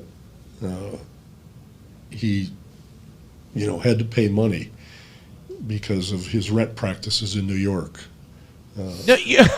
You know what? Maybe they do, maybe they don't, Pop. But you know what they don't do? They don't give a shit about that. They don't care. They just want someone that'll fix the fucking broken economy. They don't, wait a minute, he paid a fine because of bad rent practices? Well, he can't be president. Presidents would never, take shortcuts. Presidents would never, take money that they shouldn't have. Yeah, Pop, do you want to talk about the laptop? Hey, Pop, do you want to talk about drone bombing American citizens without charges? No. Want to talk about this Ukraine thing a little bit? No, never mind. I wonder if those young people know. No, probably not, Pop. That he was a racist in that sense. He was. He's reformed now. He had to pay money because of Trump University being a fraud. He lost all kinds of money with casinos back east. There's Trump steaks. I mean, you can go on and on. Why? Again, we can. If you want to talk about all this, you can. What does this have to do with the price of tea in China? What does this have to do with how he ran the country when he was president? And it, quite frankly, didn't run the country. But again, how does this have to do anything with how our lives were versus one administration versus, well, he had Trump steaks. Well, Biden had Burisma. I mean, let's go back and forth. Bro, him and De Niro both. I wonder sometimes, did Trump fuck your girl? Because, these guys have, a very personal thing against him. It's never, their objection is never, he would be a bad president, he's a bad leader, his ideas are terrible, blah, blah, blah, blah, blah. It's always Trump steaks, Trump University, it's fucking casinos, and this and that. It's okay, name me a president before him that's ever built anything. He talks about his business failures. Entrepreneurs have a shitload of business failures. They're looking to hit on one. Trump has hit on many. He's missed on a lot too. But these people just get so fucking worked up over shit that if it was someone with a different name than Donald Trump, they could do the same shit and this guy wouldn't be worked up over it.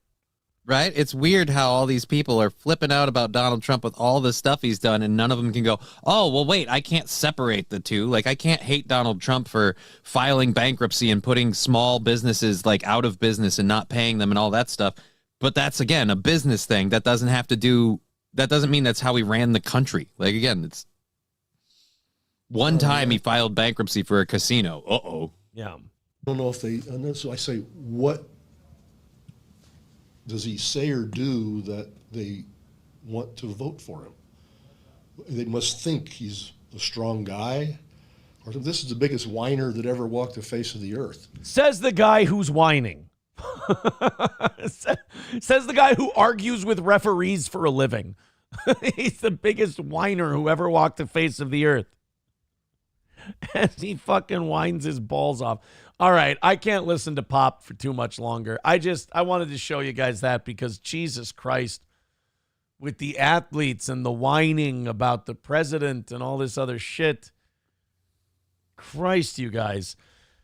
I'm getting to that point where I'm excited for it to be over. You know? I am, just because I'm tired of fucking every goddamn news story. Oh, politics. Can we talk about something else, please, for the love of God, for 5 minutes? I'm really pumped for this whole thing to be done. That's for sure.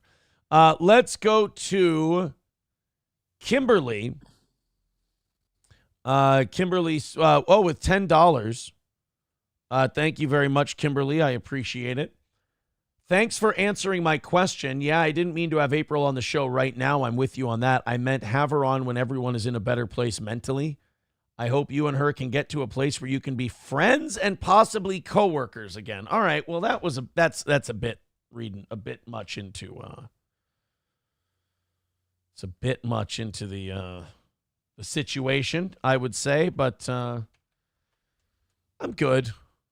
I just, want to be positive, but I'm good. I'm white, Hey, you know what I say? I'm white, I'm white.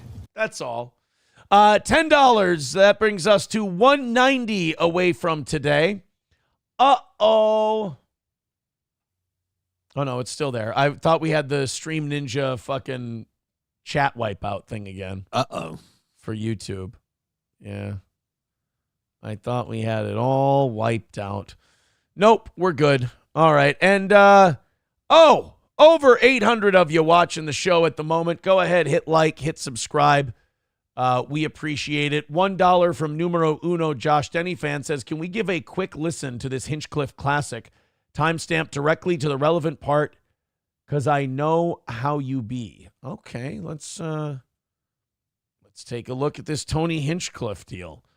190 away from today. Hey, if you guys are watching right now, why don't you all throw in and rally up? We've got 50 minutes before we got to knock this goal out and do overtime today. If you could get us to 190, that would be awesome. Please and thank you. We appreciate it. Where'd it go? Oh, here we go. Tony Hinchcliffe classic. All right. Imaginations of motivation, of hatred, of all the fakeness, the fair with the fans. Crack a Mako, kill phony. And this is a kill Tony diss. Okay. Let's see. Because again, like I said, I don't really have a strong feeling one way or the other toward Tony Hinchcliffe. I don't understand why he gets all the hate he does. And if someone thinks, oh my God, Tony Hinchcliffe's the fucking greatest, I don't get that either. The word I would use to describe Tony Hinchcliffe and his comedy and everything else is harmless. Meh. And if you're not a fan of Tony Hinchcliffe, I'll tell you this, it's pretty easy to avoid him. Yeah. But numero uno wants us to play a little Crack a Miko this morning. I'll do that. Hatred of all the fakeness, the fair with the fans wait with anticipation, and I can tell you a snake, you a fake friend. You step over your brother for someone famous. The only time you help out someone nameless is for credit of being the one who made them. You see, when I make it, I buy me a mansion. First thing I'ma do, I'ma bring the gang in. I look at my bros like we even Stevens. That's why I could never leave my Brody hanging. What happened to your 9? Oh, that's not very nice. Dude. Brody Stevens hanged himself. That's just rough, man. That's not. I don't think it was Tony Hinchcliffe's fault that Brody Stevens died. Jesus Christ, Crack. I don't know if you know this or not. Brody Stevens, a little shaky. He had some problems. Day fiance took away your furry friend and changed the last name. Scanned for a green card. Wedding night couldn't get your meat hard. Tony, we know that you gay. I'm a faggot. pause it. I hope that it's worth the deposits. You perform in arenas, how much does that mean when you living your life in the closet? I'm setting my sights on a dike on a bike, got me riding down 6 with my gun cock. I feel like I'm Netflix, cause boy, when I drop you, it's only gonna take me 1 shot. 2 for good luck. Oh, yeah, again, I mean, Crack Amico's a very good rapper. But, I don't get the... I can't get the hatred. You know what I mean? I just don't understand how he got this worked up about it. It was just, I don't feel anything. People do not like Tony Hinchcliffe. What do you do? Vance Rosberg becoming a steel toe bro. Thank you very much, Vance. That's very much appreciated. That's worth a good $5. 185 away from today. Ooh, let's keep going. 185 turns into 150 awful quick. 150 turns into 100 awful quick. And 100 turns into 0 awful quick. Throw us a couple bucks. We'll get it knocked out. All right. Let's open up these 7 o'clock hour stories. And while we do, let's talk about our friends at All Care Towing. 320-253-5203 for All Care Towing of St. Cloud. Of course, All Care Towing with a selection of trucks and wreckers that can handle motorcycles all the way up to heavy-duty equipment. Our friends at All Care Towing do an incredible job of getting you picked up when you break down, you get in an accident, you go in the ditch, whatever causes your vehicle to not be able to start. Our friends at All Care are there for you. That's All Care Towing, 320-253-5203. Midland Armory in downtown Foley, midlandarmory.com. Of course, Midland Armory with a great selection of knives, optics, parts, and gear. Whatever you need for hunting, home defense, personal safety, or sport practice. Whatever you need, talk to them at Midland Armory. They'll point you in the right direction. That's Midland Armory in downtown Foley, Minnesota, or online at midlandarmory.com. That's Midland Armory in downtown Foley. Stoney's Bar in Rockville. Of course, Stoney's, those Bloody Marys are fantastic. Try them for the Vikings games. We've got the patio still open on the nice days, even though Stoney's Garage is gone for the year. The patio's still open. It's going to be up to 74 today. So go out, have a beer, have a cocktail, have a bloody out at Stoney's Bar in downtown Rockville, Minnesota. Stoney's Bar. Go say hi to Cheetos and the gang over at Stoney's. Okay, we've got the Tucker Carlson, Tim Walz thing. We never got to this last week, and I don't want to leave this one hanging. This is really good. I feel like after this election's over, that maybe Tim Walz might regret accepting the nomination as vice president, because Tim's getting really raked over the coals nationally. Like he kind of beaten the criticism here in Minnesota. We're a pretty blue state. They elected him twice, so he doesn't have to run again. And, all the criticism he took over COVID, it's kind of, okay, these people don't like me. I know which parts of the state don't like me, but I'm fine. And he kind of, like, the lines have kind of settled here in Minnesota. But the rest of the country didn't know him yet.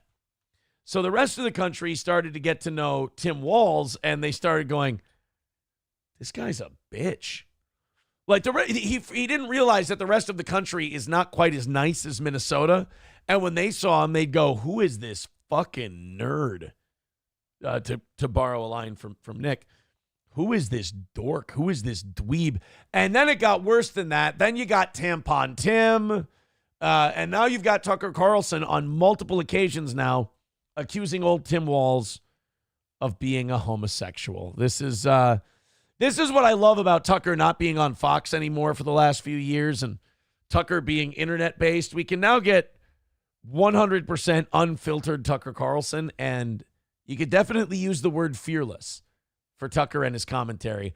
185 away from today's goal. Contribute via PayPal, Venmo, Super Chats, and Rumble Rants. We really appreciate you guys keeping us on the air, and we hope you can push forward a little bit more to get us all the way home. Thanks, guys. Here's Tucker. Or like Tim Walz is very obviously gay. I look at him.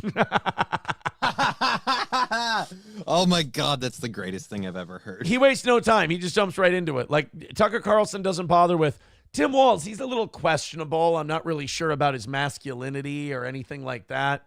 Instead, it's just, Or like Tim Walz, total homo. Just right That's off a mo. I mean, I called that from a mile away. Yeah. Or like Tim Walz is very obviously gay. I look at him, I'm like, well, you're gay. Oh my God, that's Victor, great. can you do me a favor? Can you take the part right after Tim Walz and give me that for a drop? Here's let's hear. Or like Tim Walz. Okay. Victor, if you could get me this until I pause it for a drop, I would love it. Is very obviously gay. I look at him, I'm like, well, you're gay. He's doing the Trump thing. Tim Walz, I look at him and I say, you're gay. I look at him, I say, obviously he's gay. And I'm sure I'll be attacked for saying that. Maybe he's not gay, but he certainly seems gay. Right. They And immediately say, where's your evidence? Oh, I don't have any evidence. I'm just saying the guy looks super, super gay to me. Remember when I love you. Remember when Tucker was on Fox News and he had to like behave himself? Bring receipts for his shit, and he had to be like, well, if this guy is this or this guy is that, here's the documentation, here's what we know, here's what we got from the archives, so on and so forth. Now Tucker can just go on his Twitter show and be like, Tim Walz fucking gay. And people are like, oh, how do you know that? And he's like, I got fucking eyeballs. The guy just seems gay. Like, he can just talk shit. But they're the ones always running out being like, it's great to be gay. Okay, if it's great to be gay, then why is it an attack on him for me to say that? And why would it be out of bounds to be like, hey, Tim Walz, you seem super gay. Are you gay? So not only does Tucker think that Tim Walz is gay, he's upset that he can't just openly challenge Tim Walz's gayness. Right? It's weird you do that a lot of ways. If you go up to a lady who's totally for the trans movement and you say, hey, yeah, your transition looks like it went well, they will immediately be like, no, I was born a woman. Like, right. You were born a woman and now you are what you were. No. I mean, like, I never, like, yeah, that's weird how it's like accusing, it's like accusing the non-pregnant woman of being pregnant. Yeah. Now all of a sudden you're calling her fat. Yeah. What? I thought you were happy. Have you ever slept with dudes? Like, if you asked that question, you'd be fired from your job. You're just asking that now. It's very controversial, right? But why? I'll say this, coming at this from the opposite end of this of the perspective here, Johnny. Being asked if you're gay can sometimes be very uncomfortable. Being asked day in, day out if you've ever done gay shit with a person, it can get really difficult to keep saying no because you're like, I feel like every time I say no, less people believe me. And as someone who's been on the opposite end of the are you gay thing, I will say, no, all right? No gay shit. His foot was tapping in the bathroom stall because he was nervous. That was it. That was all it was. Why would that be controversial? If there's nothing wrong with it, right, then why is it so offensive to ask that question? Right. I don't like this doesn't make any sense. I think ultimately, and there's the end of the clip. Yeah, so, and it's the DEI thing all over again. Remember, diversity, equity, and inclusion is our strength. Until you call someone a DEI hire, then you're not valuing them enough. Well, what I like about Tucker's whole bit there was that it wasn't just that he was questioning Tim Walz's sexuality. He was bummed out that people were upset. Right. Like, he was upset that people were bummed out that he was questioning Tim Walz's sexuality. He's like, what? I just want to know if the guy's a mo. He just seems super gay. Why is everyone so mad that I'm asking that this guy's gay? And he continues to kind of, twist the knife as he's like, what? I'm just asking if this homo is gay. I mean, if being gay is so cool, why can't I just ask this guy if he's gay? Yeah, Lander says, oh, Aaron. See, if I deny it. Right? I don't know. It's kind of like Tucker trying to deny. It's like, man, we know. We saw you do the fucking sunning your balls bit. We've all got questions. Citizen M went from Rumble over to YouTube to bitch. He's like, I was banned from the Rumble chat for criticizing Trump. No, you weren't. M, I've decided what I'm going to do with you. I've decided what I'm going to do. I'm going to just kind of like ban you on a daily basis. And one or the other. Yeah, basically what I'm going to do with M is I'm just going to go, am I sick of M's shit today? Do I think he's just being a retard like he always is? I'm like, yeah, he is. Do I really give a shit, or do I just let him be a retard? And it'll all depend on how I'm doing that day. You know, if I feel like suffering retards, then I'll just go, let him go. It's silly. It's nothing. But like if I feel we got a good show going and people are writing in good things like today, I'll be like, nah, let's cut this retard loose for today and we'll let him have a second chance tomorrow. How's that? Bigot on Socialist Media says, I was thinking the chat was much better without M. Then he appeared. And that's pretty much where I was at as well. Coltrane with $1 says, Minnesota has no term limits on being governor. Well, fuck, so he can. Do a lot of states have term limits on being governor? Some of them do. I wish we did. But apparently he can run again. Well, shit.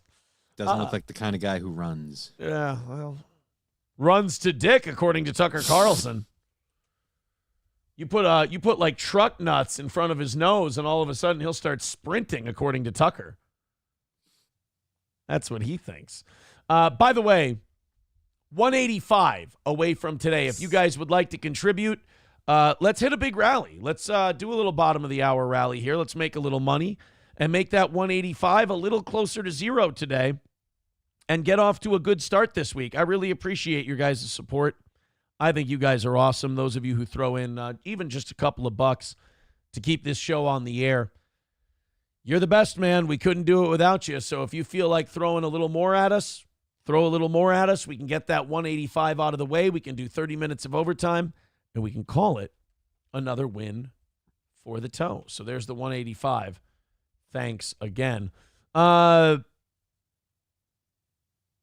Somebody says, I'm all for banning that M douchebag every day. Leave Citizen Melton alone. Some people call him Citizen MAP. That fits with my Citizen Melton theory. Citizen MAP.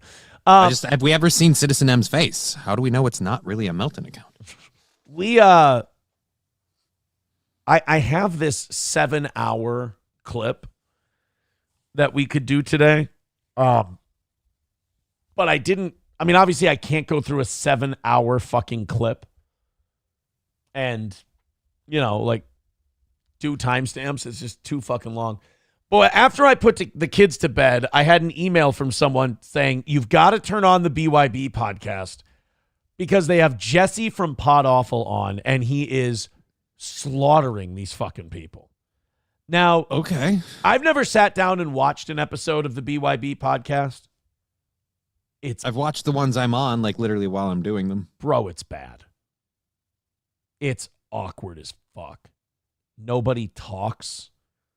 Like the guests are dealt with like haphazardly. It's really bad.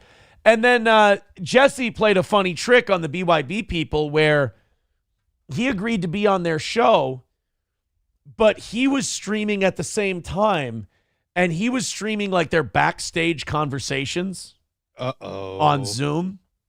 And you know how we had Cheeseburger Pie on our show to talk about, right, him posting pictures and shit like that? And like, yeah, I hang out outside Aaron's house after I drop my kid off, blah, blah, blah. And he's not lying about that, by the way. That's a very cheese thing to do. And we talked to him on the phone. We had him on the show. I thought it was a really funny segment.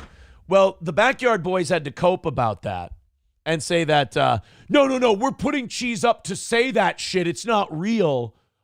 He's just faking because we're trying to get to Aaron. And it's like, do you people understand now when I say I deserve a better class of hater? Because that's the most retarded. First of all, you're lying. But second of all, that's a retarded idea if it is true. If I were the Quad Father, I would say, I was just fucking around last week. That's not really what it was.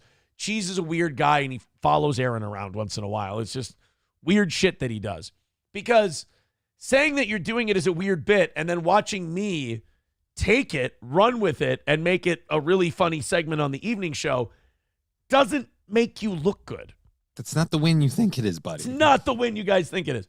So they have Jesse PS on, and he just starts shitting on how awful their show is. But he doesn't leave. So the entire time he's on, he's no-selling all the stuff they're playing for him. He's trying to critique their podcast and make it better. Lemmy looks like she swallowed a lemon, and she's just kind of pissy about Jesse the entire time. And fucking Quad just will not stop interrupting Jesse as he's trying to speak. I want to go to this here, and I want to pick a random spot where Jesse just starts, basically interrogating the BYB podcast. And again, telling them that their show is terrible. Let's go to 4530. This is Jesse from Pod Awful on the BYB podcast. From the entire. What is the weird shit? Yeah. You have to say the weird shit. Showing now. his penis to somebody he should not have. Was it an underage person? Nah. So they're talking about a person that left the show. Maybe a mentally diminished person. We'll say. Talking about fuck, retards love seeing a penis. That's fun. I know, but it's still fucking weird, especially when you're jerking it. Physical retard or mental retard? Also died. Correct. Yeah. What did he die from? Jumping off the roof onto a plate of broken glass or something? It wasn't that cool. I told him he couldn't come on the show anymore if he didn't quit drinking. Then he quit drinking and had a fucking stroke and All died. right, I'm going to skip ahead because the parts that aren't Jesse shitting on the show are really fucking boring. In fact, not in return. I want to do something in order to earn that for you and maybe your co-hosts. I still don't know. Well, maybe I can get... oh, yeah, he kept trying to ask all the co-hosts if they get paid from the super chats, and none of them would fucking commit to saying yes or no. They were like, oh, maybe we do, maybe we don't. Johnny, what does that tell you? They're not getting paid. They're not getting paid. if you're sitting there going, do your guys get a cut of these super chats? Maybe we do, maybe we don't. Okay, thank you. The answer is no. He also ask me if I get paid to do this gig. Did you get paid to do this gig? Fuck yeah. You think I'd be here for free every goddamn day? There you go. There's an answer. He was shitting on him for this QR code. He literally sat there with the hood of his hoodie zipped over his face while they were playing clips that they wanted him to comment on. And they go, Jesse, what do you think of that clip? He'd be like, I don't want to get involved in drama. Jesse doesn't want to get involved in drama. God damn. Dude, it was so fucking good. And what do the BYB people keep doing? They keep playing the fucking clips. They're like, well, here's the next clip. It's like, guys, move. Like, it's funny to me because Jesse's shitting all over your show, but like, he's shitting all over your show. Like Dela, I can get his address. What is the split? What is the split? How much Quadfather do you take home compared to the other guys? Like, I know with Aaron and Wheelchair Johnny. By the way, Jesse gave you a nice shout out. Wheelchair Thank you, Johnny. Jesse. Wheelchair Johnny. That's interesting. His wheelchair guy, how much, one of them makes. But Mersh fixed it for him. Mersh absolutely saved Johnny's life. Okay. And got him a raise. Well, I'm going to try to he's fix it for so hard Lemmy to push and maybe that add him one. if there's time. Yeah, I don't know what I did to Quadfather, but he seems to be really worked up over me. He seems to be really worked up over anything steel toe. I will say I'm glad he finally got something better for his background, but I mean, let's be honest. The way Quadfather speaks and runs his show, even if those books were real, you haven't been reading them. Who are you lying to? So there's not. I don't have that much time to live. What is the split? What is the split? So, all right, how much is a sub? Both have MS or something. How much are memberships on your channel? $3. $3. Okay, so this guy just very low. $3. So this guy just donated $15, basically, right? But he also did a tenner. So here, let me do this real quick. Dela gifted 5 BYB podcast. Don't membership. interrupt the guest. Don't interrupt. No. This is a common thing throughout this whole podcast, by the way. Quadfather will ask Jesse, who's probably the most interesting guy they've ever had on. Will ask Jesse a question, and then Quadfather will stomp all fucking over him. And you're just like, shut up and let Jesse talk. Nobody cares what you're saying. Do not interrupt the guest to fucking do that is so shitty and annoying. Save it for the end or find how about this? When you don't have anything to say, which is going to happen, when you got nothing to say, you can fill in them blanks with this kind of shit. Then when I'm not saying anything, you're not saying, then it's a moment where I was in the middle of a point and you're like, oh, wait, hang on a second. No offense to Dela, again, charge that back actually. But so Jesse just comes on for 7 hours on a Friday night and just shits all over this show. my point is, so they gifted what was it, $25? They gave you $25, right? How much of the 20? This one's going to be 30. Shut the last up. One was 15, so that's $45 total. $45. So how much? I'll knock it out real quick. How much do you take home from the 40 versus these other two? I mean, you should chumps? what? They're 60% or something. They get 60%. No, they get the 30, and then they send out the 60. No, he's asking how much your co-hosts get. Not how much he's asking how much they get. So regardless of what YouTube takes out, the answer is how much do they get? What's their percentage of the cut? And I do want to say part of the reason I'm sharing this with you guys is mild punishment, because I actually clicked on the link the person sending me the email sent, and I sat here and watched this because I was enjoying Jesse ripping them apart. But watching them actually attempt to do a podcast was one of the most painful things I've ever done. Okay, so you split this almost three ways? Sure. Johnny, what does that sure mean? No. That means nobody's getting paid. Sure. Okay, I don't know. Well, I'm counting the part. No, like this is literally like a conversation you shouldn't have to have, because this is a conversation you should have to have. Adam, have you ever? Adam, look me in the eye real quick. Have you ever? I can't. You get your glasses on. Have you? That's where my eyes are. I promise. So,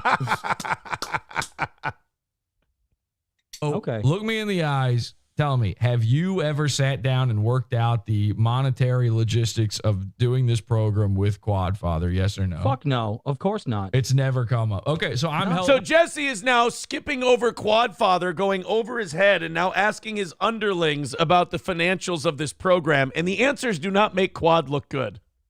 No, they don't. Oh. And by the way, I love the people that always criticize this show. Oh, you begging, you begging. Like, yeah, but we're very honest about it. Yeah. These guys, you ask these guys about money, they get cagey as fuck. I'm helping you out here. Lemmy, have you? No, I have never cared. Should we unionize? Is that what you're saying? No. It's not about that. It's not about that. But you guys, listen. If you're getting paid, you gotta work.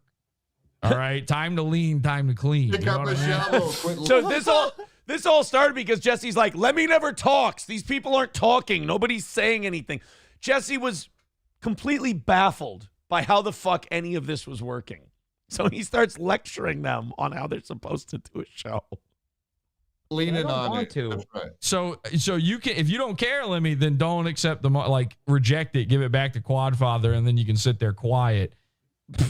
All right, anyway, that's it. Sorry. What did you guys want to actually talk about? They're almost an hour in, and Jesse's like, all right, guys, go ahead. Get to your show. I just wanted to tell you how shitty you are. Oh, my God. What is it with people who don't like Steel Toe just having the absolute hardest time the last couple of weeks? It's got to be idea. It's got to be a curse. Oh, we had some stuff. No, I would have never have guessed you guys had that you would have critique for the show. I've never seen you critique any shows, so this is totally unexpected that you would do this. Honestly, I would have never seen this coming. You right. booked, and you seem so prepared for it right now too. You booked Jesse PS on your show, and you didn't expect him to fuck with you? You didn't expect him to shit on you or your show the whole time? Have you seen what he does when he's a guest on someone's show? Jesus. Whenever I have Jesse on, I'd love to have Jesse on again. I'm prepared to be fucked with. That's what I've always said that. I like what Jesse does. He's usually really I'm nice. Clueless. I am absolutely I'm clueless. not being mean. Adam. I didn't say it was. No, Adam. I know you're Adam a implied critiquer of that. shows. That's your business. Adam implied that. Adam No, you implied. talk. Adam implied that I'm being mean by saying Jesse's usually really nice. He's like being sarcastic. No, I'm not. So I just wanted to be clear with you, Adam. I'm not being mean here. Number one, I'm helping you. I know you are. Every little fucking thing you say has this sarcastic, autistic lilt to it that is so frustrating. And I'll try to work on that, Jesse. I'm sorry. See, everything that was shitty. That what he just said. He was being shitty. Jesse's right. He's being a cunt. You know he's actually your biggest I feel fan. bad. So I'm he's really upset. trying hard to Adam impress is you. not. Listen, I've been He's doing. working overtime to impress you. I know. Adam is a big fan of Pod Awful, but the problem with Adam is he is a big fan of every single guy. And if you're a fan of everyone, you're a fan of nobody. So, ooh, ouch. You don't really. He is a that big really hurt merch my fan. feelings, Jesse. Take that back. Fuck. He talks to Mersh.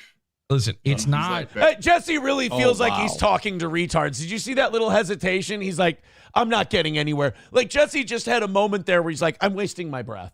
And it was after this little lecture that he decided to just start fucking with the show. I want to see if we can get to the part where he's zipping up. Yeah. So they're playing clips of something that they want him to comment on. And if you can see here, Jesse P.S. is slouched down in his chair with his hood over his face. Support that one man, and everybody else can go kick rocks.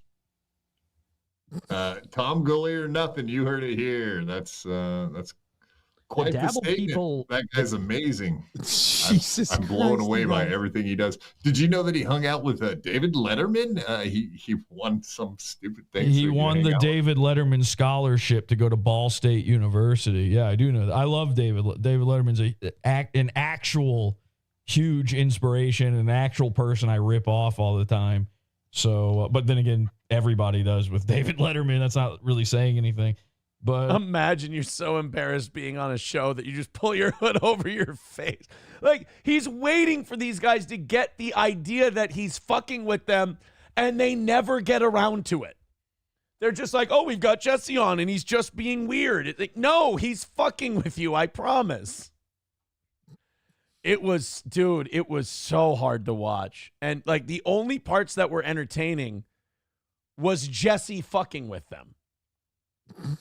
Those were the only parts where you're like, I'm about to turn this off. This is fucking garbage. And then Jesse starts going, you suck, you should do this, you should do that. And I'm like, all right, I'll watch this awkwardness. And then back to shit. Oh, man. That's not. Jay Brock Contrarian says Lemmy looks like she smells bad. I don't understand that. I don't understand, like, why people would go on a show and then just not talk. Yeah. Like, I mean, I only sit here quiet most of the time. Johnny, shut up. Fucking goddamn it. But, like, to go on and just sit there and think it's fine to not contribute. It's like, well, then just go.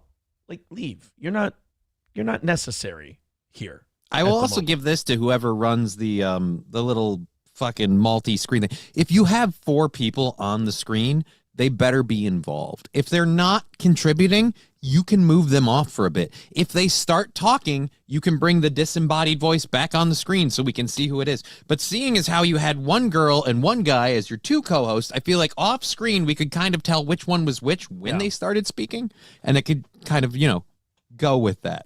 Yeah. Let's go ahead and knock out that last 185 for today. We're 20 minutes away. We're only down to 185 today, so it's not looking great. But if we rally it up, we can do this thing. I appreciate it. We have gotten things back on a better footing over here, but 185 away. That's a bit of a rough day. Got off to a great start. We hope you guys do feel like contributing. Streamlabs, PayPal, Venmo, Super Chats, Rumble Rants. Starting the week off behind. Never a good way to start off the week, but we always assume that this audience keeps supporting us, and we do appreciate you. Remember, if we can get it within 50 by the end of the hour, we'll give you that overtime on credit. So, pop into Streamlabs, click one of the links, PayPal, Steel Toe Media Inc. on Venmo.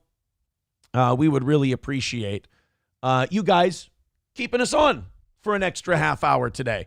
I'm not really as worried about missing as I used to be. I mean, if we miss a couple days in a row, then I'll be back to, fuck, let's, not like negative about it or anything, but I'll be like, we're a little touch and go. But, we've missed enough lately and then made it up where, what do you do? We'll be all right. But that being said, I would love if you guys went fucking apeshit on us today and threw us a few bucks for doing a solid program for you. All the links are in the chat. Go ahead and check it out. Throw a couple of bucks our way. And let's make this 185 at 942 a distant memory in a little bit. Otherwise, we got a few stories we can get to. This is fucking dreadful. So apparently there's an ad that Democrats are running. They're trying to appeal to young men. Apparently young men are breaking for Trump and the Republicans more than they ever have in the past. It's weird, too. Like, I mean, we've just spent the last 4 years demonizing white men left, right, and sideways. I can't believe any of them went with the other party. Right? Yeah, it's a little odd that these people you've been shitting all over don't want to vote for you. But so Democrats are thinking, well, what issue can we push to encourage young men to vote Democrat, to switch from Trump over to Kamala Harris? I just want to see if I can pull up this ad and see. Yep, here it is. All right. This is fucking gross. By the way, it looks like somebody, Attorney General in Pennsylvania, is taking action against Elon Musk for that $1 million giveaway. Philadelphia District Attorney sued Elon Musk and his super PAC on Monday over the billionaire's controversial $1 million registered voter giveaway. Interesting. So Democrats are trying to, and maybe we can get to that during overtime today, but Democrats are trying to get young men to come out and vote for Kamala Harris. Now, Johnny, what's the issue that they keep pushing on young women in order to get people to vote for Kamala? The abortion rights, the women's reproductive rights. Because it works, because women 19 to 35, 19 to 40, whatever it is, their number one issue is abortion, which to me is unfortunate because the country has way bigger problems than abortion. But it's the biggest thing to them, so it's got to be the biggest thing out there, so we've got to vote that way. Fuck the economy, fuck everything else. Unless I know that I'm going to have a right to kill my baby, I can't vote for you. And it's funny because the Supreme Court has settled this. It will never be addressed again. Like, it will be addressed in individual states, but it will never be addressed nationally. So voting for Kamala Harris doesn't do anything for abortion. Right, but they keep pushing that message, and women are fucking lining up to buy it, and you can't be like, hey, that means nothing. Well, so they figure we've got the female vote locked down. We got young females to vote for us with the abortion thing. Let's see if men are just as single issue minded as women. So they decide to go with this 30-second spot to encourage men to vote Democrat. Oh! Sorry, you can't do that. What the hell, man? How'd you get in here? I'm your Republican congressman. Now that we're in charge, we're banning porn nationwide. You can't tell me what to do. Get out of my bedroom, you creep. I won the last election, so it's my decision. I'm just gonna watch and make sure you don't finish illegally.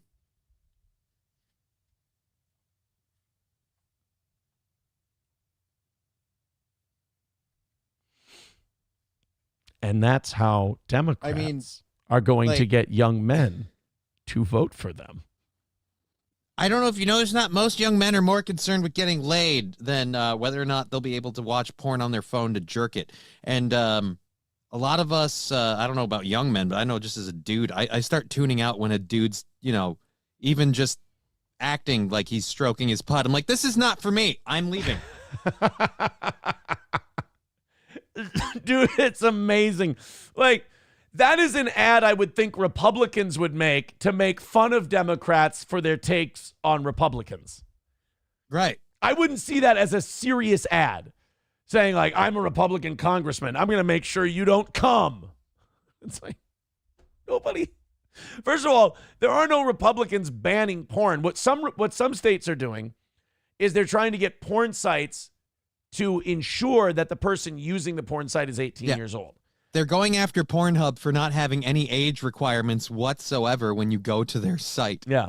Now, Democrats and socialists and progressives if I had to guess, they really like the idea of young men using porn because it makes them not go out and get women, then they don't reproduce.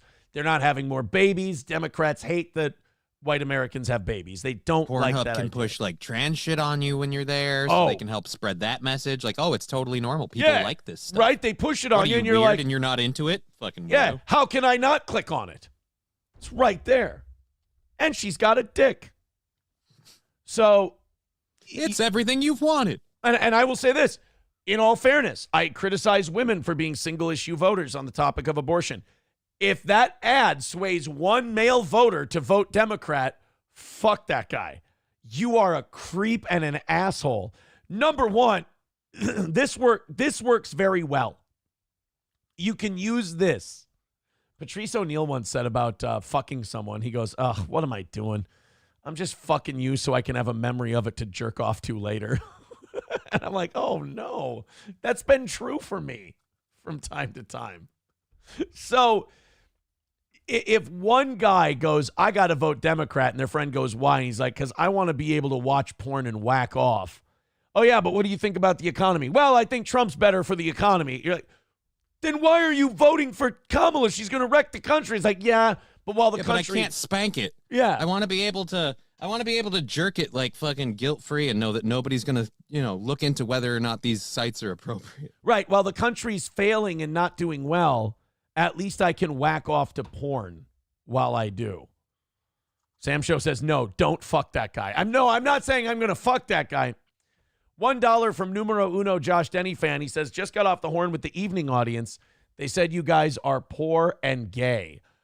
Uh-oh, the evening audience, according to numero uno Josh Denny fan, shitting all over the morning audience. Well, I'll tell you this. I think the morning audience is wonderful. I think the morning audience has carried us many different times.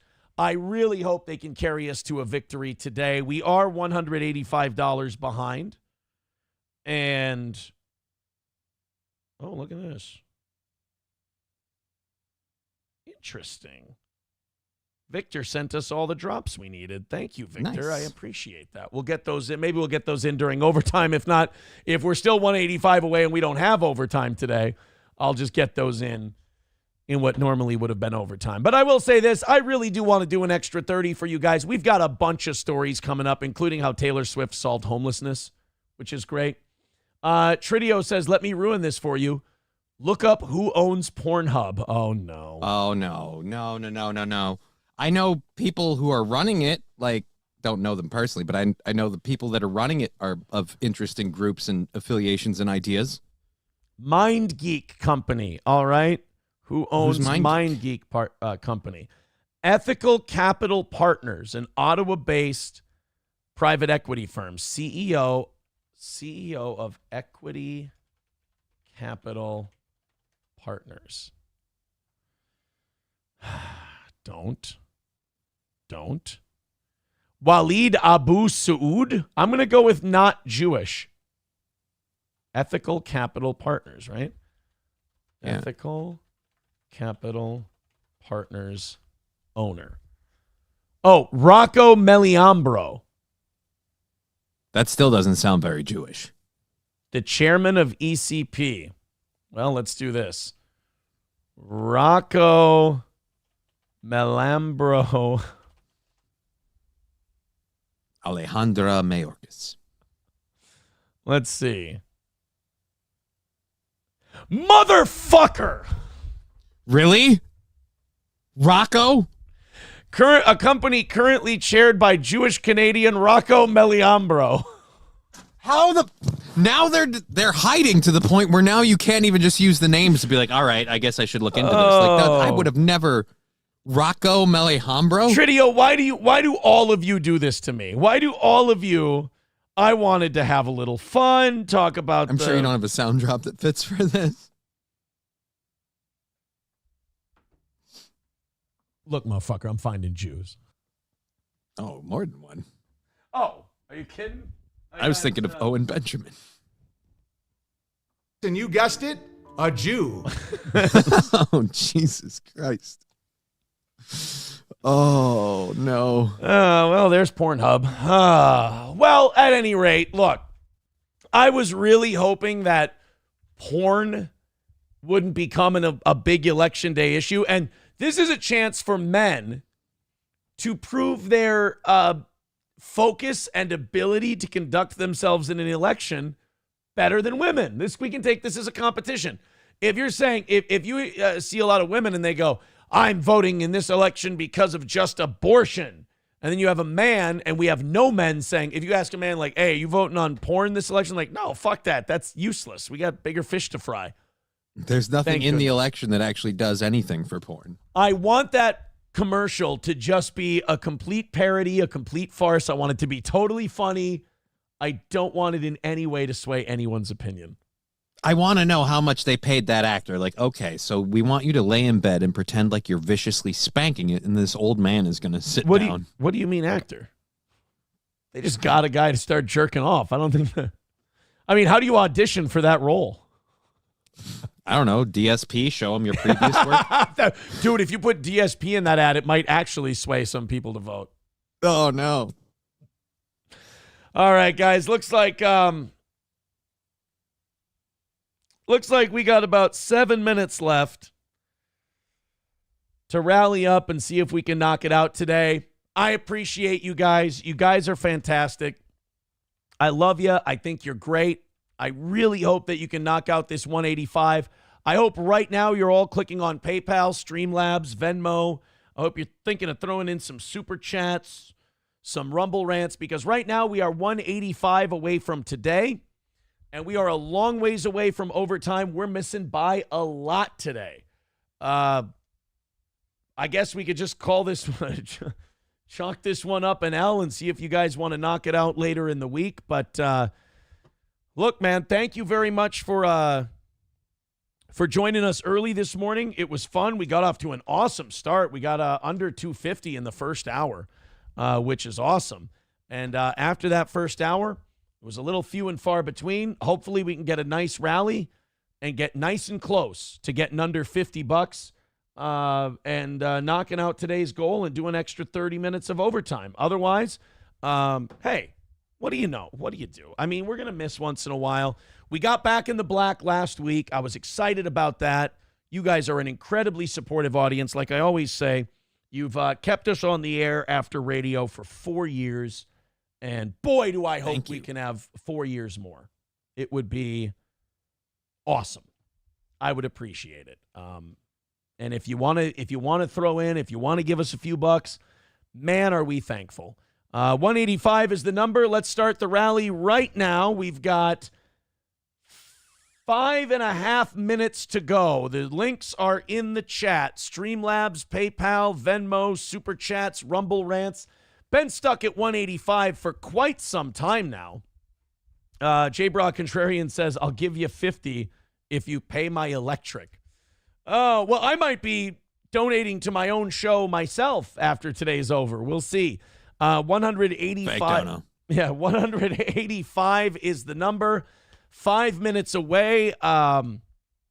If you guys feel like throwing in, we feel like taking it. And, you know, like I said, those goals pay the bills. They pay me. They pay Johnny. They pay Matt. They pay the government. They pay everybody.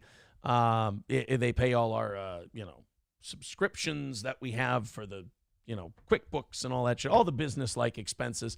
I'm very happy with today's show. I thought it went very well. I feel good with, obviously, how I handled the personal stuff. I thought it was great. So if we fall short today, we fall short today. I'll be honest. I'd like to put up a little bit of a fight. That would be nice if you guys, did pool together and make some big donos here at the end. I think it would be awesome. But we've got nothing coming in tonight. Today just might be a losing day. 4 minutes away. And sounds like you're almost okay with a little bit of extra time. I think we should just take the goal and smash it just so that way you have to stay here for another half hour. Look, man, I always like a win. I never like a loss. I'm never going to be okay. Like, I've got a better attitude towards the show and towards contributions and stuff like that. I mean, I certainly don't want to lose. I don't want to lose money. I don't want this company to lose money and anything like that. But I also know that, shit, either it'll go or it won't go, and I got to be okay with that. But I would like to see a big W here. I would like to at least see us knock this down a little bit. Not And okay with that. I get paid to do this shit. Nobody well, else is going to pay me to sit here and fuck around for 3 hours. No fucking guarantee of that. Remember, we just got back in the black, last week? Every goal we miss and every dollar we miss brings us right back to struggle bus, my friend. 185 away. We have had nothing come in during this rally. Oh, today just looks like money-wise. Like, I got to separate money-wise and content-wise. Content-wise, I feel like today was a good show. The numbers at the peak in that first hour were great. But the money just, look, people don't have the contributions today. I would, there we go. There's Missy Italiana says, Baldo washers be washing. Thank you very much for the $30.99. Huge. Wow. Thank you so much for that one. We're going to call that 25. We're 160 away. You guys can do it. We've got 2.5 minutes left to get that 160 knocked out. Follow Missy. Do what Missy just did. We get a few more of those. Hell, I might be sticking around for overtime. You got $30.99, throw in $30.99 just like old Missy did. Not old Missy. Wonderful Missy. But still 160 away. Still have a long ways to go. Didn't do much of a rally so far. I hope we do. I hope you guys consider it. 2-minute warning. We got 2 minutes left. And again, $160 away from today. What are you going to do? Numero uno Josh Denny fan with $1. Thank you, numero uno. I mean, at least stop sexualizing them, right? That's fucking, but I don't do that. At the very least. I feel like that's an awfully low bar. Can we have it a little bit higher than that, maybe? I'm setting a low bar. Just stop sexualizing them. Show me where I did that. There's only like 15 compilation videos out there with lots of views. So continue on, guys. Let's see if we can put up a little bit of a fight here in the last minute and a half of Steel Toe today. $160 away. Again, all of the links are in the chat. Oh, boy. There's 10 coming in from Vance. Says Google, who paid for Johnny Crutches. Google, who paid for Johnny? I don't know what that means. 155 away from today. If we get $100 coming in the next minute, that means I'm going to do overtime. If $100 come in the next minute. But right now, we are 155 away from knocking this out today. It is looking like it's going to be a loss for the old Toe today. A rare L for the Toe. Hopefully, we can recover. I think he's saying Google who paid for Johnny's crutches? Yeah, that's what they're saying. All right, 45 seconds to go, guys. Streamlabs, PayPal, Venmo, Super Chats. Oh, boy. This is a rough start to the week, but that's okay. Sometimes you have it, sometimes you don't. Sometimes you get it all back, sometimes you lose it all. Good show today, guys. Hit subscribe, hit like. I appreciate it. People thought that if I lost goals, like, oh, positive Aaron's going to go away. No, I understand what it means. And, you hope that it doesn't become a streak. But it is what it is. I can't, like the tides, I can't control them. It is what it is. Well, guys, thank you very much for a wonderful show. If you do feel like contributing to this program after the fact, all the links are right there in the chat. Click it. It's in the description as well of the video. Go ahead and throw us a couple of bucks today, and maybe we can knock some of this out. Otherwise, sorry for the miss. Thank you for a great show. Johnny, you're on at 2 o'clock today. Yep. And we will talk on what I was about to say. Jesus Christ, I was about to list my PayPal links. I'm in my own weird thing now. You do the whole thing, and now I'm like, oh yeah, Streamlabs, PayPal, Venmo. No, I'm gonna be on Twitch, YouTube, and Rumble. So all 3 of those platforms. Anyone you want to use. Dead Game says, oof. Yeah, this was monetarily, this was an oof day. BYB with 199 says, from the Cheese Report on BYB. I hope you guys didn't watch our coverage of the Jesse PS. Oh, they did. They had thoughts. I hope they. Well, I mean, look, it was rough for you guys, but everyone has to have those rough episodes. So, I mean, Jesse's a funny guy. He goofed on you a little bit. You'll be fine. Take some of his advice, though, because that was fucking hard to watch. Take it easy, boys and girls. We'll be back tonight at 7 o'clock. Hopefully we knock that out. Maybe I put my mouth on trouble and I spoke too soon when I said we were back in the black, because who knows after tonight. Take it easy, everybody. See you soon. Back again at 7. Have a great rest of your day.